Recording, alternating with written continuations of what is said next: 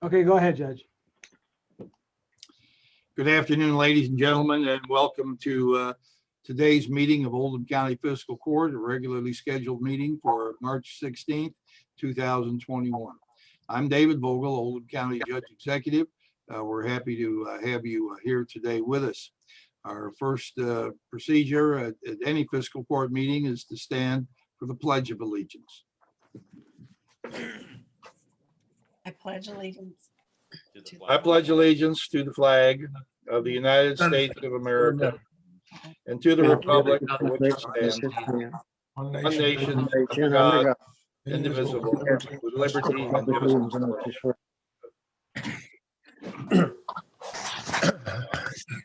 all.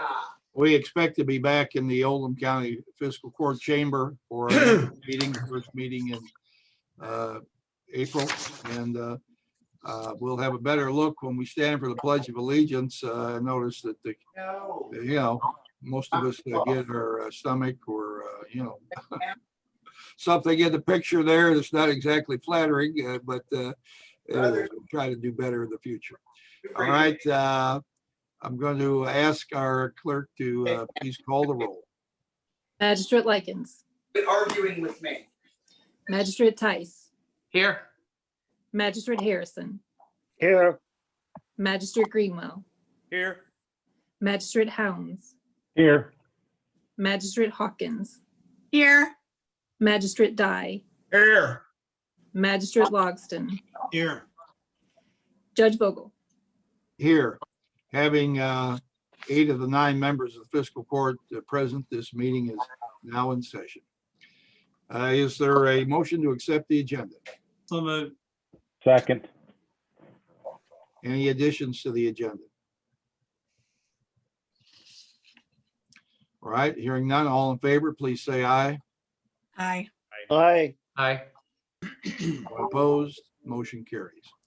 We do have some people that may be with us today here for the public comment. If you do have a comment, there's a chat box that is on the Zoom that you would be able to submit your question or comment to the fiscal court through the chat box. Now I'm going to ask Denise Clark to please read the minutes from our last meeting, which was on the March 2nd. The Oldham County Fiscal Court convened at a regular meeting at 2 p.m. via Zoom and Facebook Live with Judge Executive David Vogel, County Attorney John Carter, and the following magistrates in attendance: Brent Likens, Wayne Tice, Albert Harrison, Steve Greenwell, Chris Hound, Stephanie Hawkins, Bob Dye, and Michael Logston. Motion made by Magistrate Dye and seconded by Magistrate Greenwell to approve the agenda with the deletions of amendment to waste hauling contract for public services and employee compensation, and the addition of first reading ordinance to repeal and replace the Oldham County Comprehensive Plan as submitted. Motion carried unanimously. Motion made by Magistrate Logston and seconded by Magistrate Hounds to approve the meeting minutes from February 16th, 2021. Motion carried unanimously. Matt Rhodes, Director for the Oldham County Health Department, provided an update on the status of COVID-19 in the community and the COVID-19 phased vaccine campaign for Oldham County. Motion made by Magistrate Dye and seconded by Magistrate Hounds upon recommendation of the Finance Committee to approve the County Clerk's 2021 budget as submitted. Motion carried unanimously.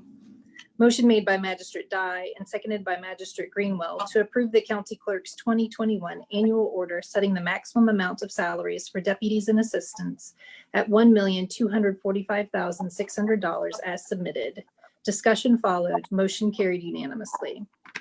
County Clerk Julie Barr provided Oldham County Fiscal Court with a check for excess fees in the amount of $1,128,404.16. The following sealed bids were opened and read aloud for the IT and Storage Room Addition construction project.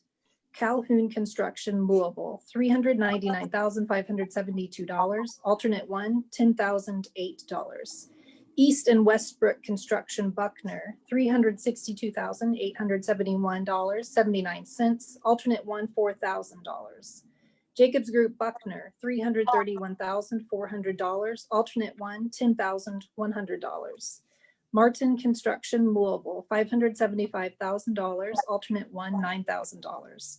Omni Commercial Lexington, $413,000, alternate one, $9,700. The bids were provided to the building committee for review and recommendation. The following sealed bids were opened and read aloud for the surface water quality monitoring within Oldham County. ATC Group Services Louisville, $9,400. Metric Environmental Lexington, $11,124.74. The bids were provided to the county engineer for review and recommendation. The following sealed bids were opened and read aloud for the Oldham County Fiscal Court Building Sidewalk Replacement Project. Hall Paving, Louisville. Alternate one, $241,079.78. Alternate two, $209,833.38. Alternate three, $139,845.97. Seven Seas Construction, alternate one, $208,879.42. Alternate two, $182,096.30. Alternate three, $129,285.65. The bids were provided to the county engineer and building committee for review and recommendation. Becky Zockline, Solid Waste Recycling and Grants Coordinator, presented the 2020 Solid Waste Management Summary Report as submitted. Motion made by Magistrate Hounds and seconded by Magistrate Dye to authorize the payables as submitted. Motion carried unanimously. Jim Urban, Director of Oldham County Planning and Development, presented for first reading ordinance KOC 21-360-201, amending the flood damage prevention ordinance, repealing and replacing ordinance number KOC 06-360-41 as submitted. Director Urban answered questions from the court. Director Jim Urban presented for first reading KOC 21-910-71 to repeal and replace the Oldham County Comprehensive Plan in its entirety, containing both the goals and objectives, statements, and plan elements as submitted. It replaces ordinance KOC 13-120-399. Director Urban answered questions from the court. Motion made by Magistrate Harrison and seconded by Magistrate Loxton to authorize the judge executive to sign the consent and release form maintenance agreement between the Kentucky Transportation Cabinet, Department of Highways, District 5, and Oldham County Fiscal Court for the maintenance of the brick paver sidewalk as submitted. Discussion followed. Motion carried unanimously. Motion made by Magistrate Harrison and seconded by Magistrate Dye to authorize the judge executive to sign the amendment number 1 for the Goshen Hills Drainage Improvements Phase 1 with Flynn Brothers Contracting, Inc. for a contract reduction in the amount of $17,302.78 as submitted. Motion carried unanimously. Motion made by Magistrate Hounds and seconded by Magistrate Greenwell to authorize the judge executive to sign the final acceptance certificate for the Oldham County simulcast fire paging system originally presented to court and accepted on 12/17/2019 as submitted. Motion carried unanimously. Motion made by Magistrate Loxton upon recommendation from the Human Resources Grants and Technology Committee and seconded by Magistrate Hawkins to approve the roadway construction inspector job description. Discussion followed. Motion carried unanimously. Motion made by Magistrate Dye and seconded by Magistrate Hounds to accept the 1.4% increase as directed by the state of Kentucky for the 2021 county magistrates and coroners compensation as submitted. Discussion followed. Motion carried unanimously. Motion made by Magistrate Loxton and seconded by Magistrate Hawkins to promote Kevin Rankin to roadway construction inspector at $21 an hour from $19.38 an hour, effective 3/3/2021 as submitted. Discussion followed. Motion carried unanimously. Motion made by Magistrate Loxton and seconded by Magistrate Hawkins to hire Roxanne White and John Ford as seasonal drivers at $25 an hour, effective 3/3/2021 as submitted. Discussion followed. Motion carried unanimously. Motion made by Magistrate Dye and seconded by Magistrate Hounds to accept new hire David Haskins as Animal Control Officer at $15 an hour, effective 3/8/2021. Discussion followed. Motion carried unanimously. Motion made by Magistrate Hawkins and seconded by Magistrate Dye to authorize the judge executive to sign the Solid Waste Management Area Annual Report for 2020 as submitted. Motion carried unanimously. Motion made by Magistrate Hounds and seconded by Magistrate Dye to adjourn the meeting. Motion carried unanimously. The meeting adjourned at 4:34 p.m. You've heard the reading of our minutes from March 2nd. Is there a motion to approve? So moved. Second. Any discussion? All in favor, please raise your hand. All right, that's unanimous. Thank you. Time now for our weekly update from Matt, or bi-weekly update from Matt Rhodes from the Health Department. Matt, welcome, and I hope you've got more good news for us today.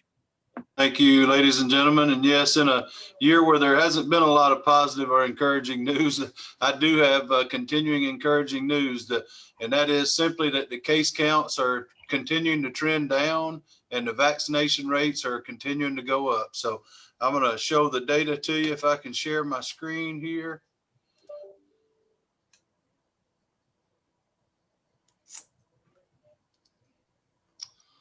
So we'll go ahead and jump right into it. You all probably recognize this page here. It speaks to Oldham County rates as compared to Kentucky, as compared to the United States. You will notice that the death rate has increased a bit since the last report. I think it's actually increased by 12 deaths. And we had a meeting this morning with the Kentucky Department for Public Health and found out that basically there was a large number of deaths that had piled up back in November and December during the real surge. And they're just now having a death audit review and actually are able to classify or categorize those deaths more accurately now. But you'll see the case fatality rate for Oldham County has increased to 1.2%, as is consistent with the state of Kentucky, but still less than the United States on the mortality rate. The lab reports, as you can see, the positives are still trending down, which is very encouraging news for us here locally. Our positive lab reports for Oldham County, you can see by week, are basically falling off, which is a good thing as it relates to case counts. This is just a look at the total cases: 6,433 confirmed and 713 probable. And as we've discussed before, probable cases are cases that are known contacts to confirmed cases that have 2 or more symptoms. This is the age distribution for cases over Oldham County. And as you can see, there's a peak in the middle age, 40 to 49, 50 to 59, and 30 to 39. And you'll see a correlation as it relates to vaccination rates as we move through the slides. This is our racial distribution. As we've shared before, there's a lot of blank data, which makes it difficult to record racial and ethnic disparities. And we're working hard to try to make sure that we collect that information and have other providers collect that information and make sure it's available in labs. The total case counts, as we've shared before, it's highly skewed towards males in Oldham County, 4,563 or 63.8% as compared to 2,525 for female, and that's 35.3% of the total cases. Our average age has stayed consistent around 41.7 years, and the range being from 12 days to 99 years. COVID cases in Oldham County that are unique, reporting being a healthcare worker, 205, ever hospitalized, 174, ever in the ICU, 66, and total recovered, 6,688. Death totals, as I suggested earlier, had increased. We're up to 83 for Oldham County, 59 males and 24 females. As you can see, still heavily skewed towards male here in Oldham County. The average age being 73.5 years, the range being from 39 to 99. The long-term care associated deaths are now 36, corrections are 31, and community deaths are 16. And this is some more of the encouraging news, the vaccination updates. And I'm going to go into another slide deck here very soon, but I wanted to show as it relates to the incident rate for the state of Kentucky, because I've shared this slide here from the state information that they're sharing weekly. And you can see the incident rate. You might recall that this state map was largely red about a month ago. And now I think there are 8 counties that are identified as red zone, where they have an incident rate of 25 per 100,000 population. So we are trending in a very positive direction. And I will close this out and try to share the vaccination data. And we were just, as of yesterday, meeting trying to extract data from the immunization registry. The state has provided this data to us now, and we're starting to pull this information so that we can share the positive news about vaccination rates. So hopefully you all can see vaccine distribution rates among Oldham County residents here. Very encouraging news, 14,571 Oldham County residents have been vaccinated, and these are the varying sources where they have been vaccinated. We've got a lot of the hospital networks, as well as Walgreens, Walmart, CVS, and Kroger, and some other entities providing vaccine. And you can see the health department has fully vaccinated 4,461 individuals. That means that they have received both doses. This pie chart is a further illustration of that previous chart, which shows distribution. And you can see the health department is the largest piece of that pie. And some of the other groups here follow them at 21%. And then you have Kroger, CVS, Walmart, Walgreens, other local health departments in our region that have vaccinated some of our staff, U of L, Baptist, and Norton networks. And the last slide here is just an age distribution. And I need to move this over so that I can see here. If you look at the 65 and over population, we know that in Oldham County, about 13.7% of our population is 65 and over, which equals roughly 8,500 individuals. And you can see by these numbers, we've reached roughly half of those individuals to date with vaccinations. So with that, I'll stop and take any questions.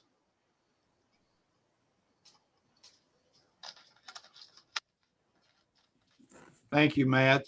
Do any members of the court have any questions they'd like to ask Matt here? Magistrate Harrison? Microphone?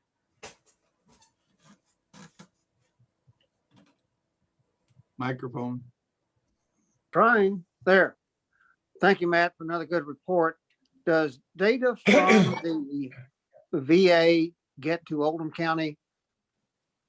If it is entered into the immunization registry, yes, sir. And I need to check with my epidemiologist, Megan Hurst, to see if they are incorporated in that other category. I think they very well may be. All right, great. Thank you. Magistrate Dye? Yeah, man.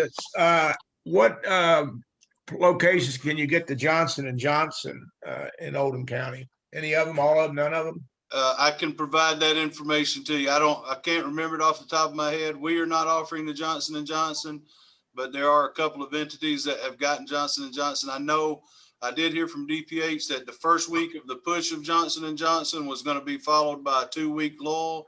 And then at the end of the month, they were going to pick back up and be able to provide Johnson & Johnson weekly. I have a list of providers that I, like I said, I can't remember off the top of my head, but I'll send that over to all of you all so that you can have that information at your disposal. Thank you. Anyone else? Judge. Magistrate Hounds? Matt, I was asked a question the other day and somebody was concerned. They wanted to get the shot at the health department, but they said it was easier to go through Walgreens or CVS. Is that just because of why? I mean, I guess I don't know what the difference would be, whether you get it at the health department or Walgreens or CVS. Well, I think the efficiency of our clinic is probably unmatched and unparalleled. The challenge is the scarcity of vaccine is still limiting our appointment availability. And if we don't have appointments available, they're not posted online. And I think people are still having challenges getting those appointments secured. Okay, that makes sense. Thank you. Magistrate Logston? Matt, thank you for your report today. Let me ask you a question. How many doses are you getting a week now? You were way up there, then you went back down, then you went back up. So what's your all's allocation a week now? We're assured to receive 200 doses a week, and that's a guarantee. And we've been told that we will never receive less than that. And if we receive more, there'll be some type of future notification to provide that. But I know as of the end of this month, we're going to receive 200 doses per week. We're hopeful to go up to 500 or more per week in the near future, but we're not guaranteed until we hear from the Department for Public Health. And you're still doing them on Fridays at 1 o'clock? we're posting. We changed the communication that we sent out because we wanted to be able to schedule out for a 4-week block. We're posting all the appointments that are available at the first business day of each month now. Okay. And what we're also doing is making all of our appointments publicly available. So if once they get booked, if somebody comes back and cancels an appointment, it will automatically go live on the website. So people can check throughout the month, because we have had some appointments get canceled and then they become available for people to schedule. All right. Thank you, sir. Anyone else? Matt, I know that Baptist Hospital has received quite a bit more vaccines. Is that correct? Yes, sir. They are actually, Baptist Health LaGrange is actually a regional provider now. And this Baptist Health Network here probably doesn't incorporate all of their vaccines, because they're actually receiving 1,170 doses per week of the Pfizer vaccine.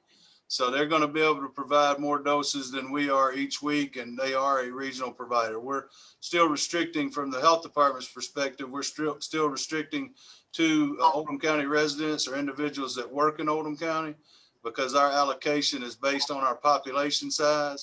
If we continue to get more into the community, we may be able to open that up. But Baptist Health LaGrange is doing vaccinations for the entire region. All right, thank you.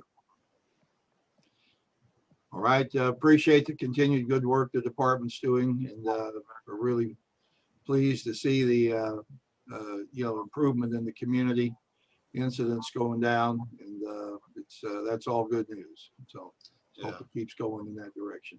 We're extremely excited. The only caveat I would throw out there is that if you've watched the history of this, the Americas typically follow Europe about a month delayed, and in Europe they are seeing an uptick with cases. So I would pay close attention and continue to encourage people to get the vaccine.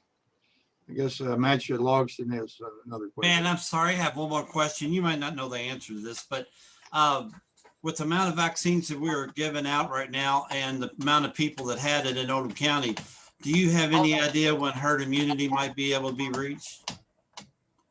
That's a bit of a challenging question to answer, but typically speaking, when you're talking about a vaccine preventable disease at about a 70% vaccination rate is when you can say that you've reached herd immunity. So we got a long ways to go. All right, thank you, Matt. Thank you. Appreciate it. All right, now we'll move on to the public comment section in our meeting here today. Since we're operating on Zoom, public comment is a challenge. When we're in the courtroom, it's not a challenge, because anybody who wishes to speak can step to the microphone, and we allot some time for them to speak. We've never really done this on Zoom here before, but I think we probably have some people that want to make some comments today. So if you want to make a comment and you're on Zoom, raise your hand. We will call on you and open your microphone, and we will only talk to people whose face appears on the screen. If you can't, you have to be seen as to who you are. All right, Jessica Hudnall.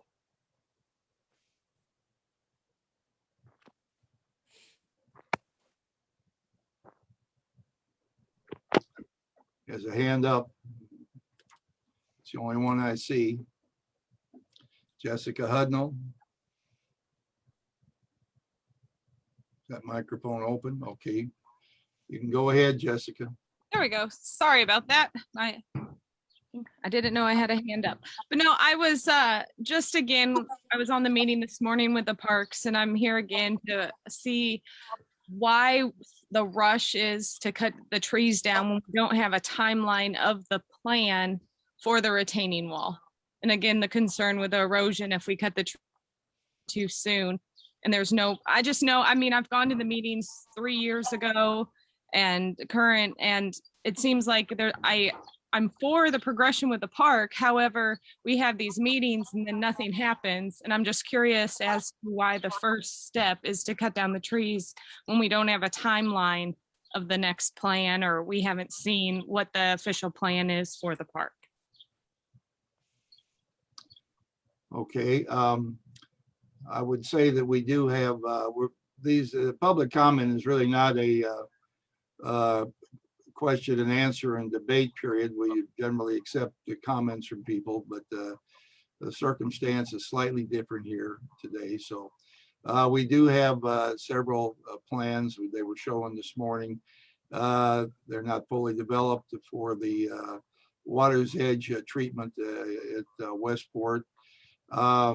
We have to keep proceeding. We're going to take these trees down this month. If we don't take them down this month, it's just delaying the inevitable, and it's going to stop us from doing any Water's Edge work probably this year. The project is going on. As you mentioned, were at the public hearing in 2015. I believe that's when that was. It's now multiple years later. We just have to get this thing off the dime and keep it moving forward. And that's really the reason. So thank you for your point of view there. A person named Summer has their hand raised.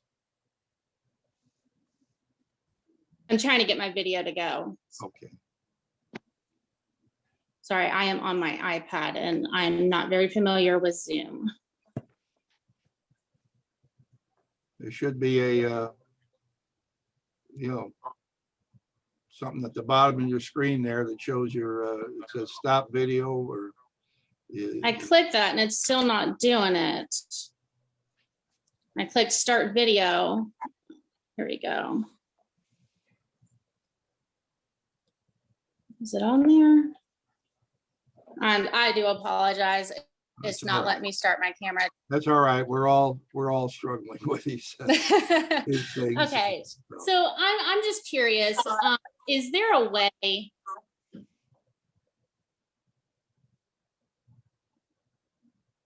Hello.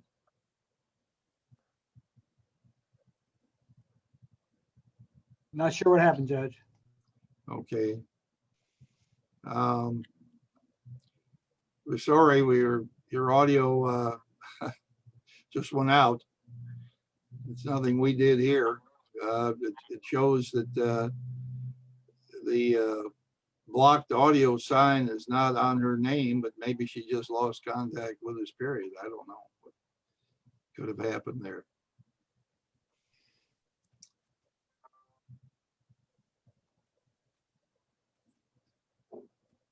Are there any others there?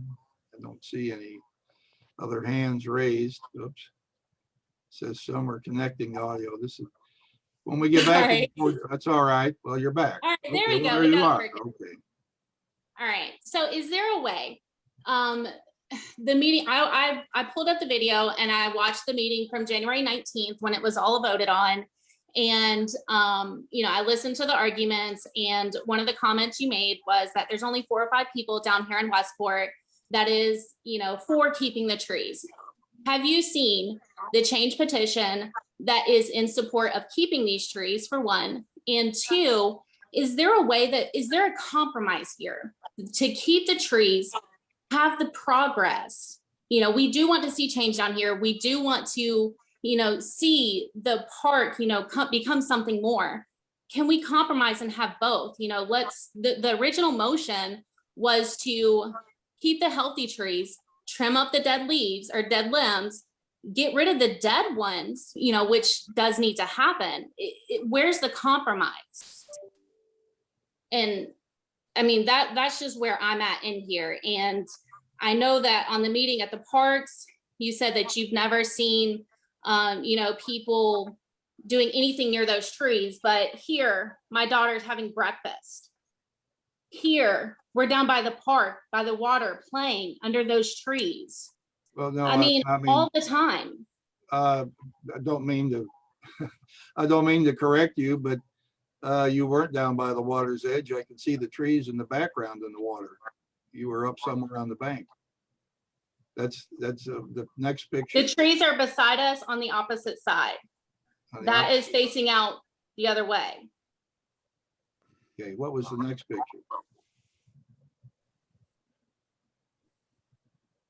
Okay, well, it looks like you're up around the parking lot there or something, but, The picture is taken up there, but we go down there. I mean, there's, okay, well, sure, I understand. I just want to know, is there a compromise here? Can we keep them, keep those healthy ones and get rid of the dead ones? Absolutely. I can't answer that right now. I mean, I've made my position clear. I think we've had a vote of 7-2 to remove those trees. They're, some of us just don't understand what the struggle is about those few trees. We're trying to improve the park.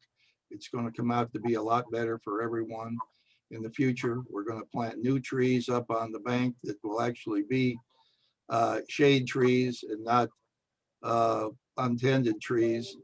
I could be wrong. My opinion is eventually those trees are going to fall in the water anyway. They're, the things that come floating, the logs that come floating down the river from up above are all trees that fell in the water somewhere. And they do catch a lot of debris as well. And but that's, we appreciate your opinion, and you're being heard. So, that's part of it here. So. Okay, and thank you for listening to me. I just ask that, you do reconsider and think about maybe incorporating both. Thank you. Okay. Thank you for joining us today. All right, is there anyone else? I don't see any other hands raised on this meeting.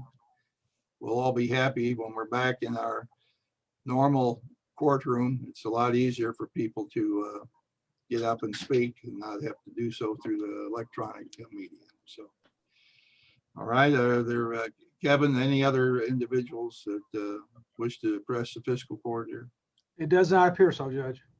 Okay. Well, I thank the people that were with us today and that made their comments.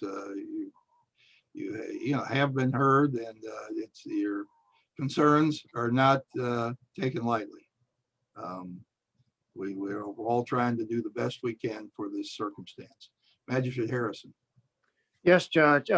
Maybe I just missed it, but I did not catch the last name of the lady who just spoke.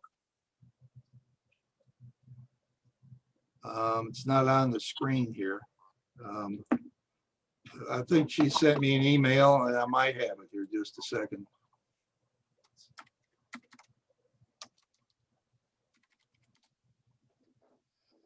I believe her last name is Sides, Summer Sides. That's what it says on the Soars. Soars. SOARDS. SOARDS, right. Thank you. Yeah. Okay. Thank you. All right, we'll close the public comment then. And I see one question in the chat box. Is that from anyone here? Okay, no, That was from Summer. She was giving her last name. okay. All right, thank you. Appreciate it. All right, we'll go on now to the next item on the agenda here. It has to do with bid openings for the hazardous waste collection event. That's currently scheduled for October 2nd of this year. That's when we pick up hazardous materials, household materials to dispose of there at that point. So I believe we're going to have 4 bidders today on that job.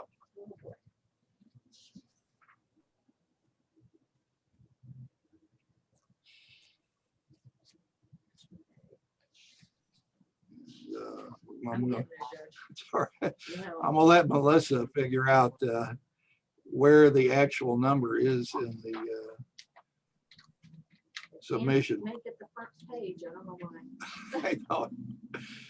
Well, we're gonna have to reformat the bid system so that your number is on page 1, regardless of what else you send us.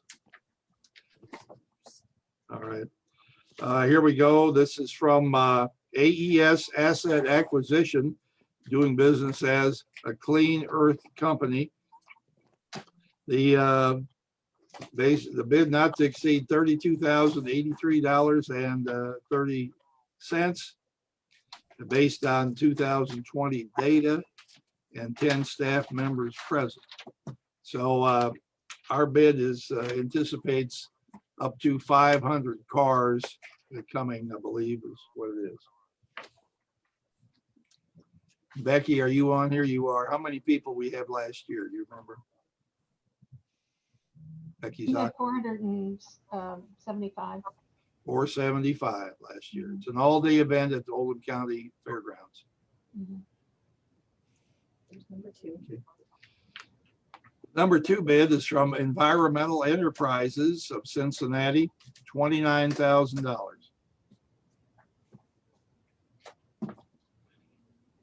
Guess while we're waiting for Melissa to open the next one, Becky,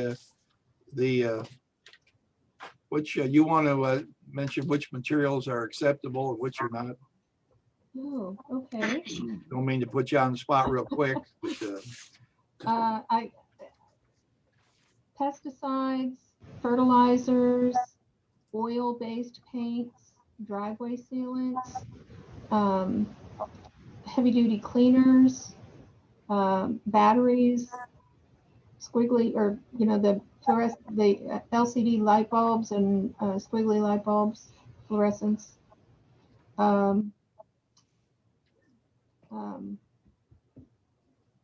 those are all acceptable. Yes, pressurized containers, like cylinders, pressurized cylinders, balloon tanks. Just, it's all the detail without giving a total. All right. Hold on. Okay. Tradibi Environmental Services of Maryville, Indiana has sent us a proposal, but it's got all kinds of detail in here, but it has no number. So I guess we're going to have to disallow that bid. It's not a bid. That's right. This is the last one. Maybe they thought they were submitting an RFQ.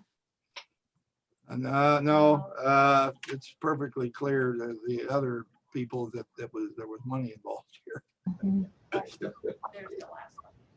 Maybe that's what they thought, but Right. they thought wrong. All right, this is from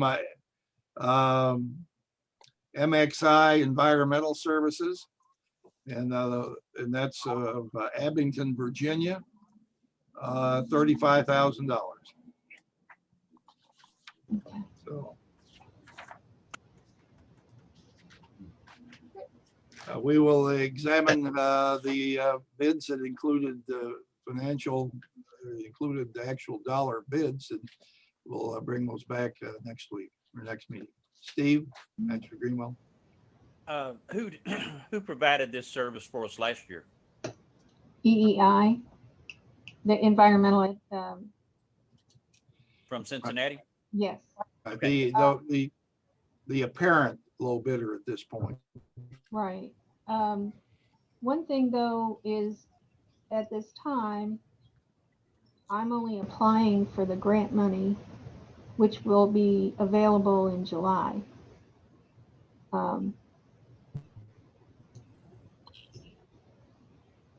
Just putting that out there. Okay, right. Well, we anticipate getting it, and Yeah. Right. Yeah. well, it's I don't think the state's going to discontinue it, but anyway. All right, that's it for that. Let's go on now to our payables for the day. When you're ready, Motion, we pay the bills. I'll second it. Any discussion on that? All right, all in favor, please raise your right hand.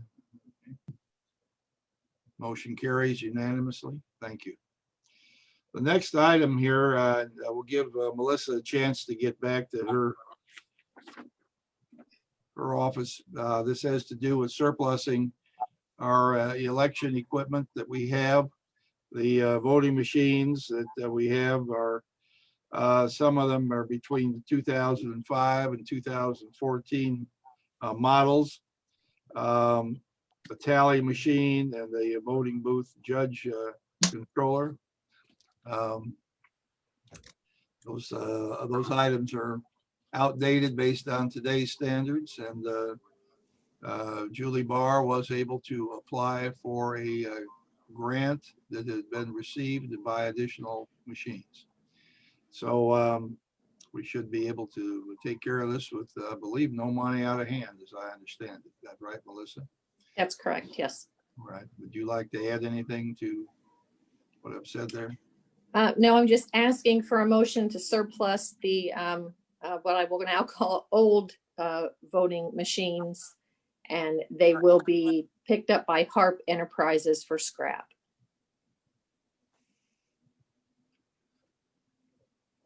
Right, do we have a motion to that effect? Magistrate Tice? I'll make the motion, yes. Okay, Magistrate Second. Dye, second. All right. Any discussion on it? Seems to be no market for this whatsoever. I think Melissa ran that down to see if anybody would buy these from us, and there just is no market for this. The technology has moved ahead, and no one wants to go backward. So, seeing no further discussion, all in favor, please raise your right hand. Okay. Anyone opposed? Motion carries unanimously. The next item has to do with the Oldham County Day Arbor Proclamation. And I'm going to, each year, we're asked to actually declare April 2nd as Arbor Day. And it says the Commonwealth is graced with diverse forests that extend beyond the hardwood forests of the east and cypress sloughs of the west. And whereas trees are a sustainable resource providing significant environmental, economic, social, and health benefits to Kentuckians, and whereas 1/3 of Kentuckians live in a community actively managing their urban forests, spending over $7.5 million a year on this asset, and whereas Kentucky's forest products are a $13.2 billion green industry employing over 5,200 people, and whereas trees enhance our air quality, purify our water resources, protect our soil, supply a source of renewable energy, and provide valuable wildlife habitat, and whereas forests improve our health by offering a place of recreation and solace, and whereas trees and healthy forests enhance the quality of life for all Kentuckians. Now, therefore, David Vogel, Oldham County Judge Executive, hereby proclaim April 2nd, 2021 as Arbor Day in Oldham County, and urge all citizens to participate in the observance of this day by planting a tree. Our reward of that of future generations will be a more beautiful county, a more beautiful Kentucky, whose health and well-being are sustained by this great natural resource, our forests. So that's the proclamation, and is there a motion? I sign it. So moved. Second. Second. All right. All in favor, please raise your right hand. Okay. Did you have a question, Steve? Well, just a comment. I think it's pretty ironic that we talked about doing the trees in Westport, and we're doing Arbor Day at the same time, talking about them providing solace and comfort. So yes, I voted for National Arbor Day, but I voted against taking down the trees. So ironic. Yeah. Well, right. I was about to comment on that myself. I mean, we're not, I don't think we're being duplicitous here. We've planted probably 300 trees in the last few years ourselves. Not all, the very fact that there's a forest industry in Kentucky indicates that trees are coming down all the time. Other trees are being planted to replace them as time goes on. So, you know, we've sort of been to the mat on these 13 trees and their overall value in relation to what we're trying to do at the park. But nevertheless, you know, certainly recognize the symmetry here. Magistrate Hawkins. I just wanted to state that I resonate with Magistrate Greenwell's sentiment, and I agree as well. Okay, thank you. All right. Okay, I think we all in favor of passing, me signing this, please raise your right hand. I think we had a vote here. Okay. Motion carries, I guess, 6-2. No. Okay. All right. Motion carries unanimously. All right. All right. As I mentioned this morning, there isn't any, all these things, there isn't an absolute right or wrong to anything. Everything is subjective. Everything is seen differently by different people. We've had, Chris told me the other day, he thought several thousand trees come down along I-71 for the widening of the interstate. I've had no complaints about it at all. It's an accepted circumstance because it's seen as needed. I think I would say this is what we need at this park to accomplish our goal is to, and we will, in 3 or 4 years in time, it's going to be seen as we did the right thing, I hope. So, all right, next item here on the agenda is the second reading of the public hearing related to flood damage prevention in the county. And Jim Urban, we have 2 second readings here, and Jim Urban's going to help us with the both. So Jim, go ahead on the flood damage prevention. Great, thanks. Good afternoon, Judge and Magistrates. This is the second reading of ordinance KOC 21-360-201, and it's amending the flood damage prevention ordinance, and it's actually repealing and replacing the old ordinance, which is KOC 06-360-411. There are really only a couple of minor changes to the document in Article 3, Section B, which is the basis for establishing the special flood hazard areas. In your packet, you'll see highlighted in red. One is that the dates of the maps have changed. The old date was September 20th, 2006. The new date is March 21st, 2021. 23rd rather, 2021. And that's when the new maps will come into effect. And then we've added the line that the flood maps and other supporting data and any subsequent amendments hereto.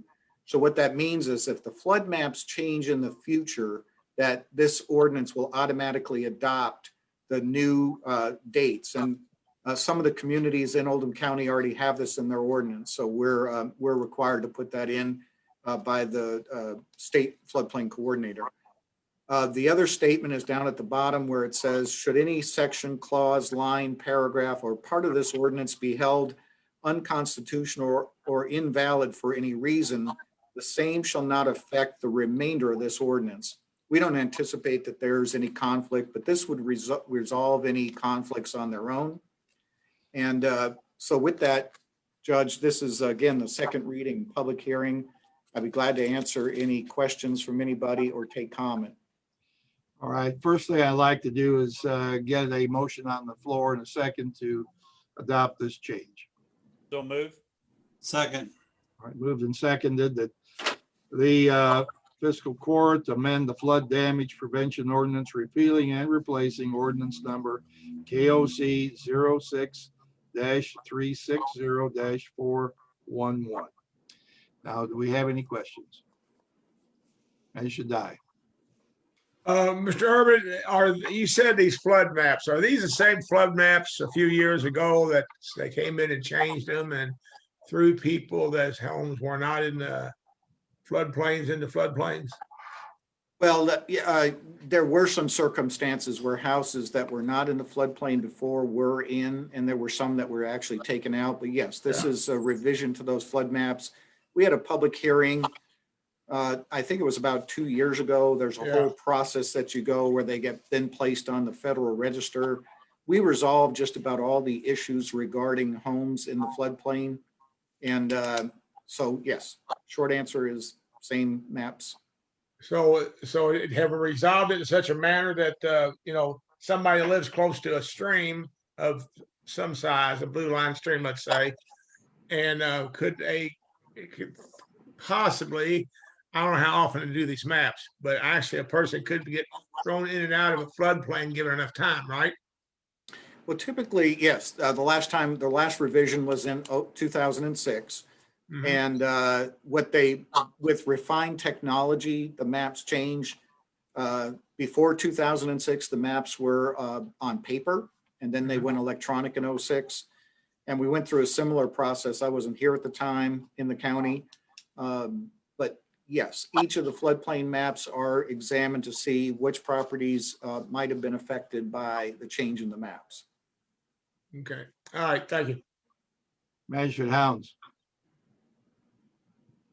Jim, I know from my real estate profession, they don't change very often. In fact, they get worse more times than they get better. I know you can apply for a flood recertification where they come in and instead of doing the topo from Earth or from a satellite, you can actually come in and have them do a topo, but they don't change very often. And in fact, it's been my experience lately that they've actually gotten worse in most cases than better because more building, it's increasing the area. Is that not what you're seeing? Well, I have two examples in mind. The first one is in Spring Hill Trace. Originally, when Spring Hill Trace was developed, the engineer that worked on that project did a hydraulic and hydrologic analysis and made sure that the houses, when we permitted them, were outside of the 100-year floodplain. Because of the changing conditions, whether it's development upstream or different rain events or accuracy of maps, some of those houses were actually placed in the floodplain.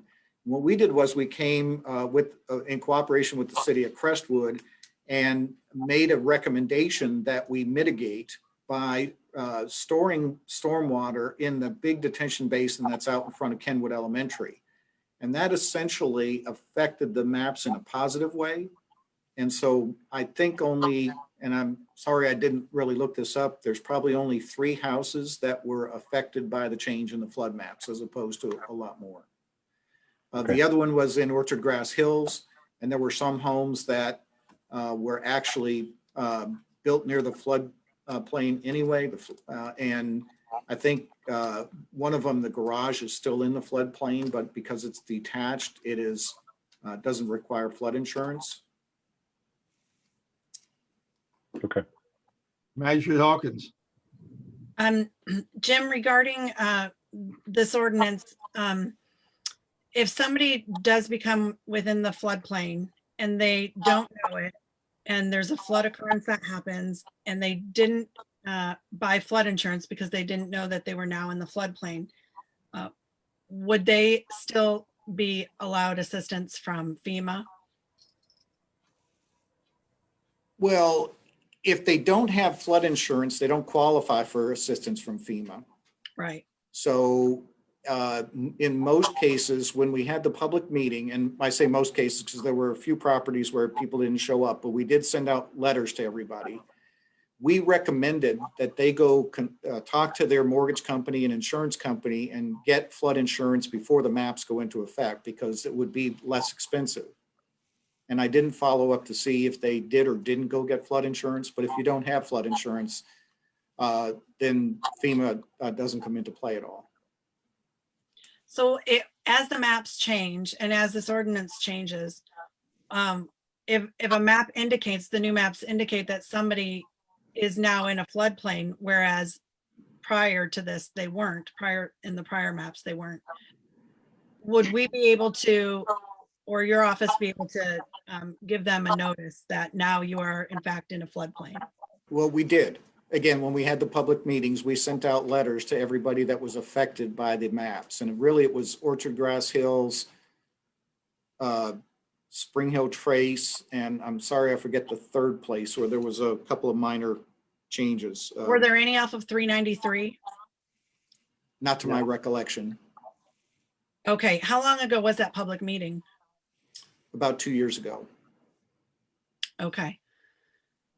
So it might be nice if ownership has changed, that the new people may not know that they're getting ready to, as the new mapping comes out, be in a flood zone.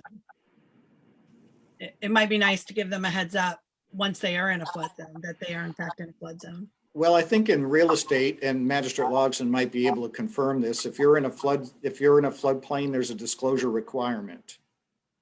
So if somebody did buy and they were in a floodplain, it's a requirement of the real estate transaction that they be disclosed. And plus, when they did the appraisal report, the appraisal picked it up anyway off the flood maps. Yes. Correct. Yeah, we get regular requests for floodplain verification. If they're obviously not in, they don't, but if they're anywhere close, we usually get a correspondence from somebody in that transaction asking us to verify whether it's in the floodplain or not. When will the new maps come out? On March 23rd, so next week. So potentially somebody who is not today in a floodplain on March 23rd could be in a floodplain as those maps change. Well, again, yes, but we've notified everybody and we've mitigated as best we can that condition. So these maps are as accurate as they can be. And they've actually been public for probably about 9 months already. They were posted on the Federal Register as part of this process. And again, those meetings we had 2 years ago, that was part of the requirement of going through these map revisions.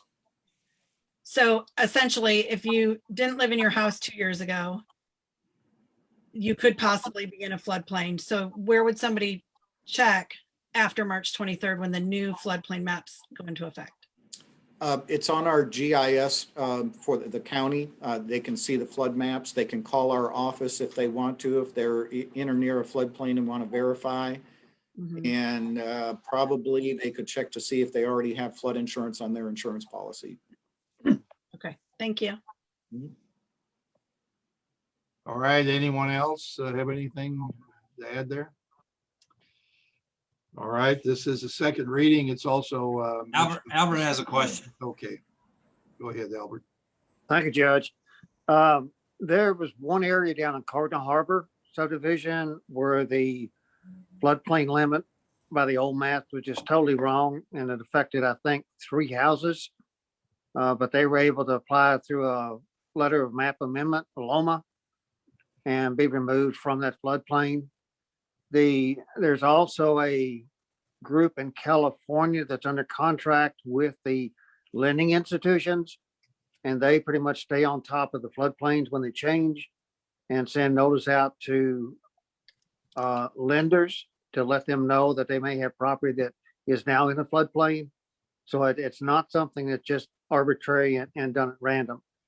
The only real problem with it is the maps are at a scale that they may have an accuracy of plus or minus 10 feet horizontal.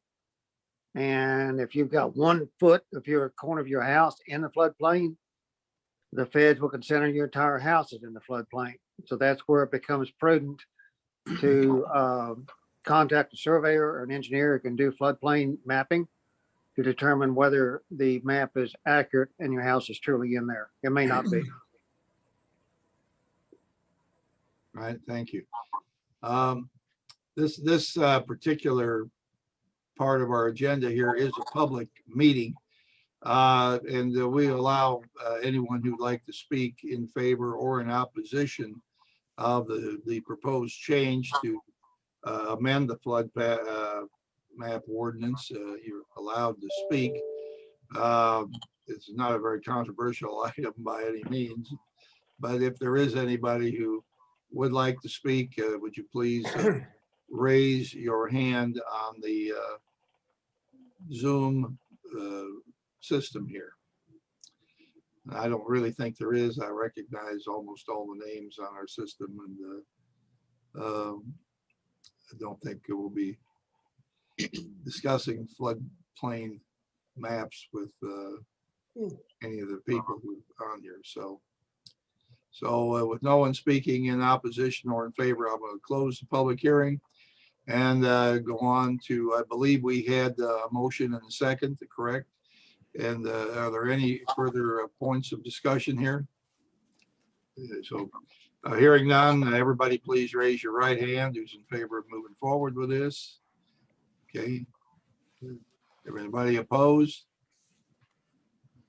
I didn't see Chris Hounds raise or lower his hand. In favor. Opposed?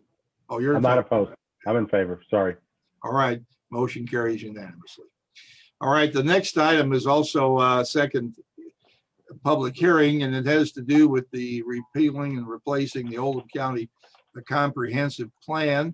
Again, I'll allow anyone who wants to address that from the public to do so here before we take a vote. And I'm going to ask either Jim Urban or Jim, Judge, it's Tom McIntyre. Tom Thank you, Judge. McIntyre, I see you there on Jim's spot. Okay. Thank you, Judge. Thank you, magistrates. Again, this is second reading of the Oldham County Comprehensive Plan. This is ordinance number 21-910-71 to replace and repeal the ordinance that was adopted December 3rd of 2013, ordinance number 13-12399. And we are going to be replacing the Oldham County Comprehensive Plan in its entirety, containing both the goals and objective statements and plan elements. That's all I have. This is just the All ordinance. right. And now I'm going to open this to a public comment. Is there anyone that is with us here that wants to comment on the Oldham County Comprehensive Plan, the updated plan for the 5 years, for the coming 5 years? It's not about the comprehensive plan. All right, Magistrate Harrison. Thank you, Judge. In keeping with what we just did on the previous docket item, should we make a motion before we start discussion on it? And if so, I'll make that motion. Okay, Will we accept this recommendation? Second. second. All right, moved and seconded. Still, now, is there anyone who'd like to address this from the public? All right, seeing no one, I'm going to close that portion of the discussion. Are there any magistrates who want to discuss this any further? We've already approved this once. We're just going back and putting it in ordinance form here. Magistrate Hawkins. Tom, I just want to confirm, like I did last time when we had the first reading, this isn't changing the comprehensive plan. This is just replacing the former one. That is correct. All right. Any further discussion on it? Seeing none, everybody in favor, please raise your right hand so I can see you all. And that's motion carries unanimously. Thank you. The next item is an amendment to the waste hauling contract with Republic Services. Becky Zockline was going to review this potential change here with the court. Thank you, Judge. Thank you, Magistrate. I brought this, or this paragraph that you see stricken from the contract came to my attention during the last snow episode, and it occurred to me that this was a paragraph that was in bad need of editing, dire need. And I brought this before the ERU committee at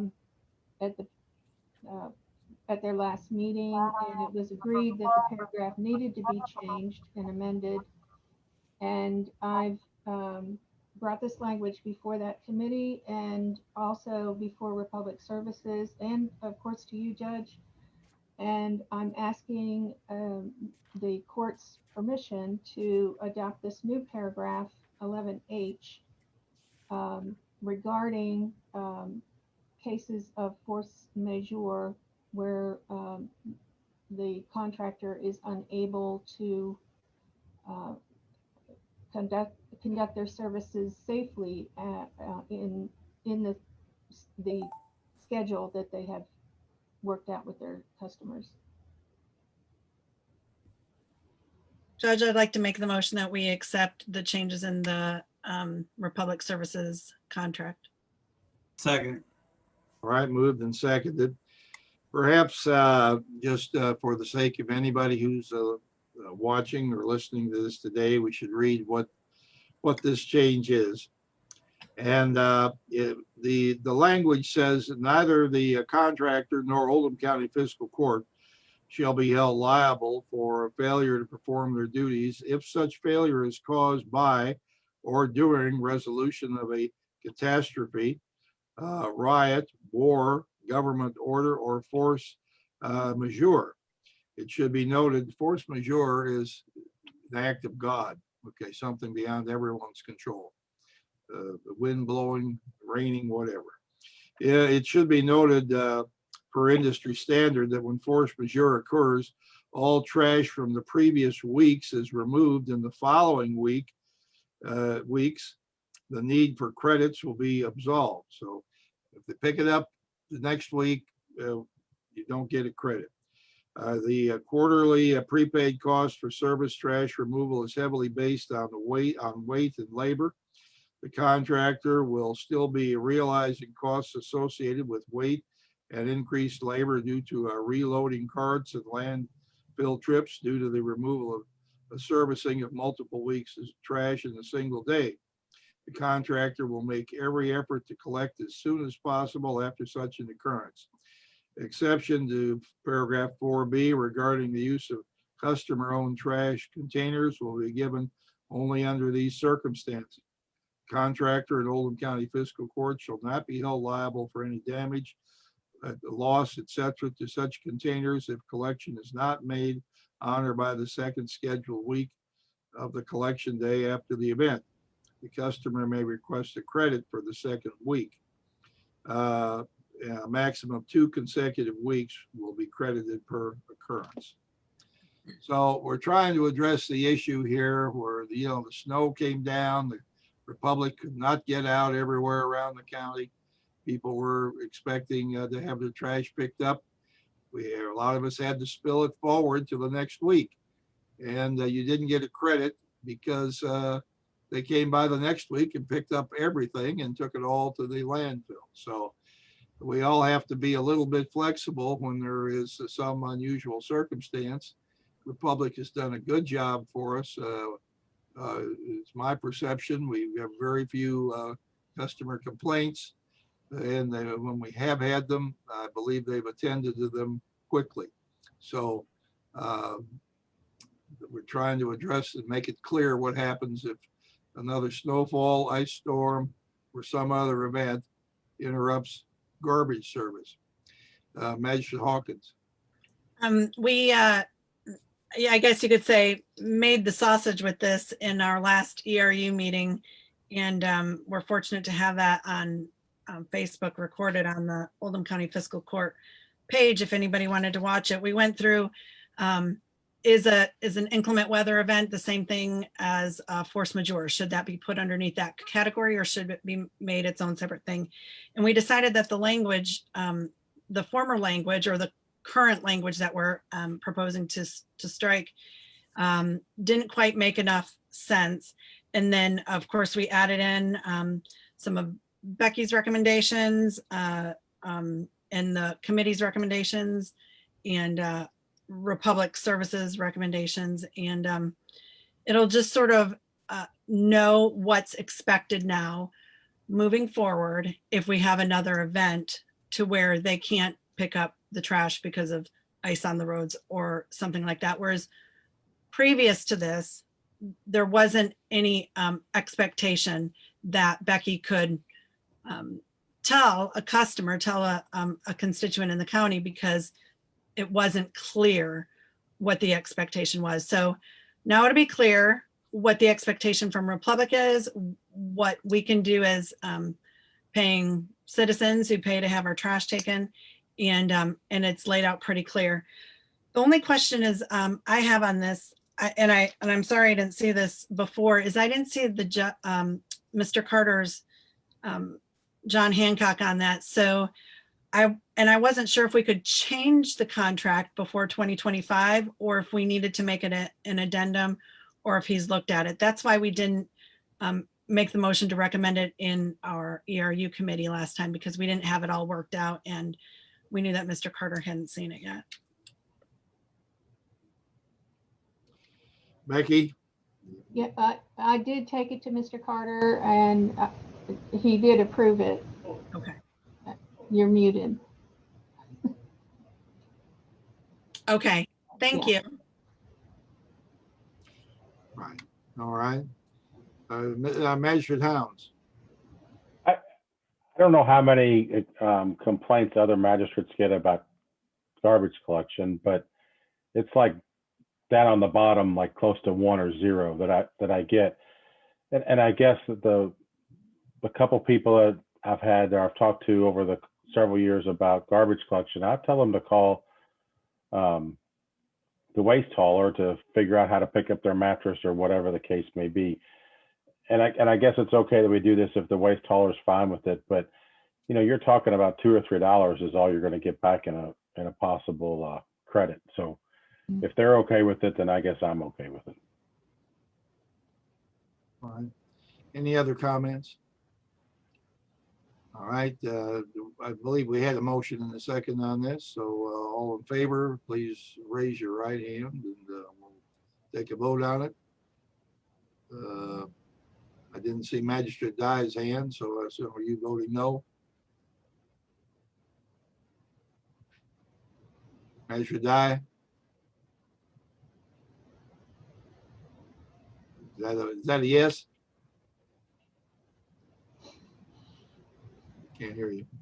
I'm going to assume that's a yes.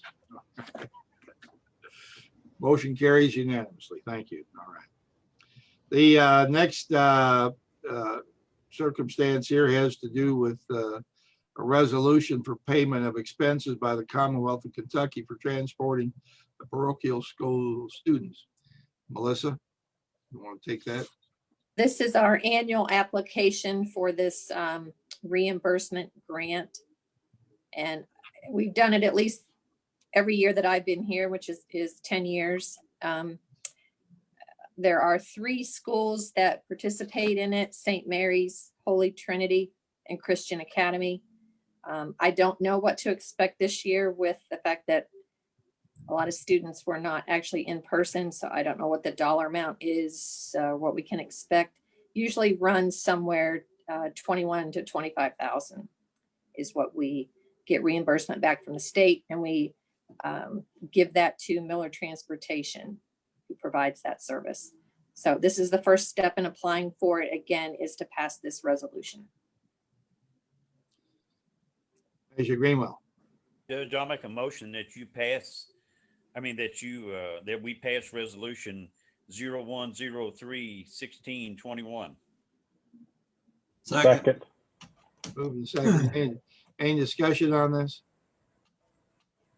What were those schools again? Were which ones, Melissa? St. Mary's, Holy Trinity, and Christian Academy. Okay. What about St. Francis or St. Aloysius? Do they not participate of their own accord? They don't have buses, Judge. Don't have buses. St. Francis does, Oh, you're right. St. Francis does, yes. but they don't ever respond to the request. These others so- don't have buses either. That's why we're passing this. Well, they do Miller Transportation. So St. Mary's has contract with Miller Transportation, and the Miller Transportation picks up the St. Mary's students. Okay. I think St. Francis has their own buses. You might be right. I'm not sure. I think so. I don't know. Okay. Where's Christian Academy at? Didn't you say It's Christian? Middletown. I didn't think there was one in Oldham County. Okay, They have Oldham County students, Magistrate. yeah, okay. Oldham County students. All right, all in favor, please raise your right hand, say aye. Thank you. Motion carries unanimously. The next item here has to do with the bid award for surface water quality monitoring within Oldham County watersheds. And we have 2 groups here. Jim Sullivan, do you want to review that, please? Yes, sir. As was read in the minutes earlier, we received bids from 2 companies, ATC and Metric Group. The low responsible bidder was ATC Group at $9,400. This is our annual monitoring that we started last year in the Curry's Fork area. This bid now is for new locations in the Harrods Creek watershed. And ATC, who was that low bidder, completed the work for us last year. They did a really nice job. The Division of Water applauded their work too. So given that and the low bid, I will request the fiscal court award this project to ATC in the amount of $9,400. Is there a motion to that effect? Measure Tice, second, someone? I'll second it. Second. Moving second. Any discussion on this award? All in favor, please raise your right hand, say aye. Aye. Motion carries unanimously. Judge, this isn't part of our grant, is it? No, sir. Okay. The next item is the Deceased Animal Farm Removal Grant Program. Polly Hilton. Go ahead, Polly. This is our annual application for the dead animal removal grant. This grant helps farmers with the disposal of deceased livestock as well as the removal of deer on county roads. This service is a very valuable service since most farmers don't have the equipment necessary to bury a large animal. This service benefits everyone since the proper disposal prevents transmission of diseases to other animals, including pets and wildlife, and it protects the air, water, and soil quality as well. We're asking the court to authorize Judge Vogel to sign this grant application and any other related forms for this grant. Measure Greenwell. Judge, I'll make a motion that you sign that grant application. Second. Moved and seconded. All right, we pay the company that hauls these animals off $150. The farmer pays $75, and then we pick up the balance through the fiscal court. The Oldham County Conservation District also helps support this program with $7,500 a year.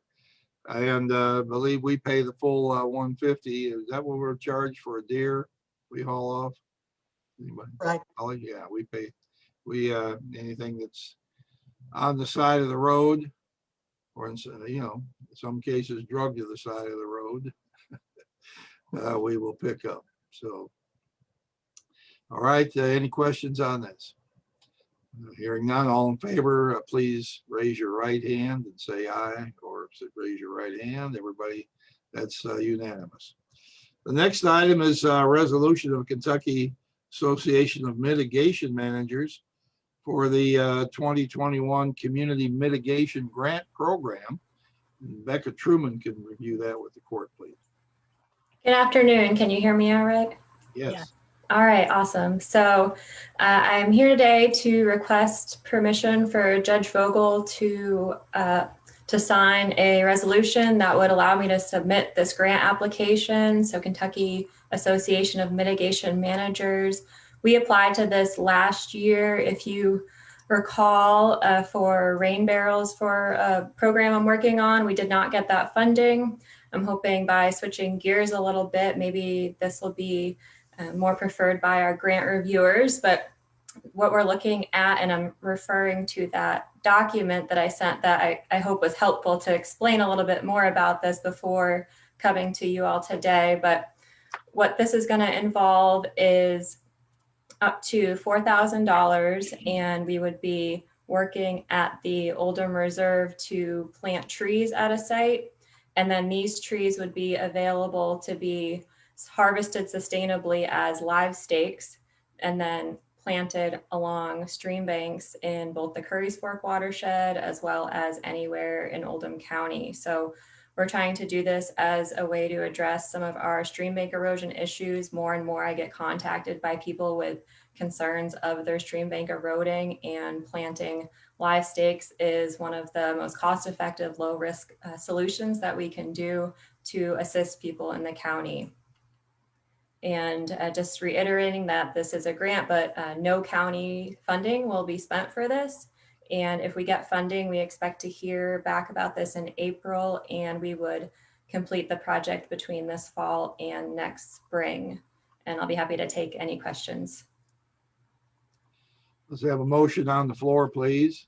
I'd like to make the motion that we allow the judge to sign the application for the Kentucky Association of Mitigation Managers grant application. Second. Moved and seconded. Is there any discussion on this? Magistrate Hounds. Becca, what kind of trees are we talking about? Are these willows essentially, or just is there a certain variety, or is it one variety, or can you elaborate on that a little bit? Sure. So that's a good question. So we're focused on native plants, so plants that are adapted to our stream bank sites that will do really well. And so willows, black willows are one of the main species we're going to focus on. There's also dogwoods and others as well. So we haven't finalized species selection, but we're going to be selecting trees that are going to be ideal not only for the site we're planting, but then also ideal for the projects that we expect those live stakes to then be planted on. And so it's my understanding that you purchased the trees this year and you don't get any live stakes then for a calendar year, or how does that work? So we want to be careful, because if we take too many, for those that don't know, again, the live stakes, it's a branch we just cut from the tree, and then you can plant that branch and that's going to grow into a new tree. So a sustainable way to get more trees in the ground. I'm hoping that what we'll do is be able to get bigger trees to start so we can start harvesting those live stakes as soon as possible. Once a live stake is in the ground, you probably need anywhere from 3 to 5, maybe more years, depending on how it grows, to then harvest from that new tree. So we want to get going as soon as possible. Okay, thank you. Thank you. All right, Magistrate Tice.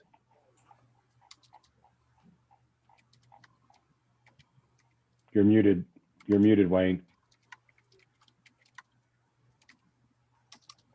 Apologize. I noticed as I went through it, there was a couple of spelling errors on it, so we need to proofread it. There's a couple of A's left out of managers.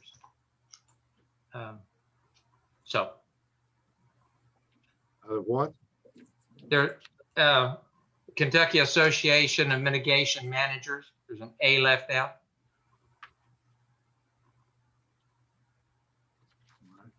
That makes sense. There's another one down in there. Then it seems to be corrected throughout. I just saying we need to proofread it just to make sure we take care of those couple little errors. Okay. Get that, Becca? Yeah, are you referring to the resolution document? Yes. Okay, I'll take a look at that and make those changes. Thank you. Yes, you're more than welcome. All right, do you, anyone else? Magistrate Hawkins.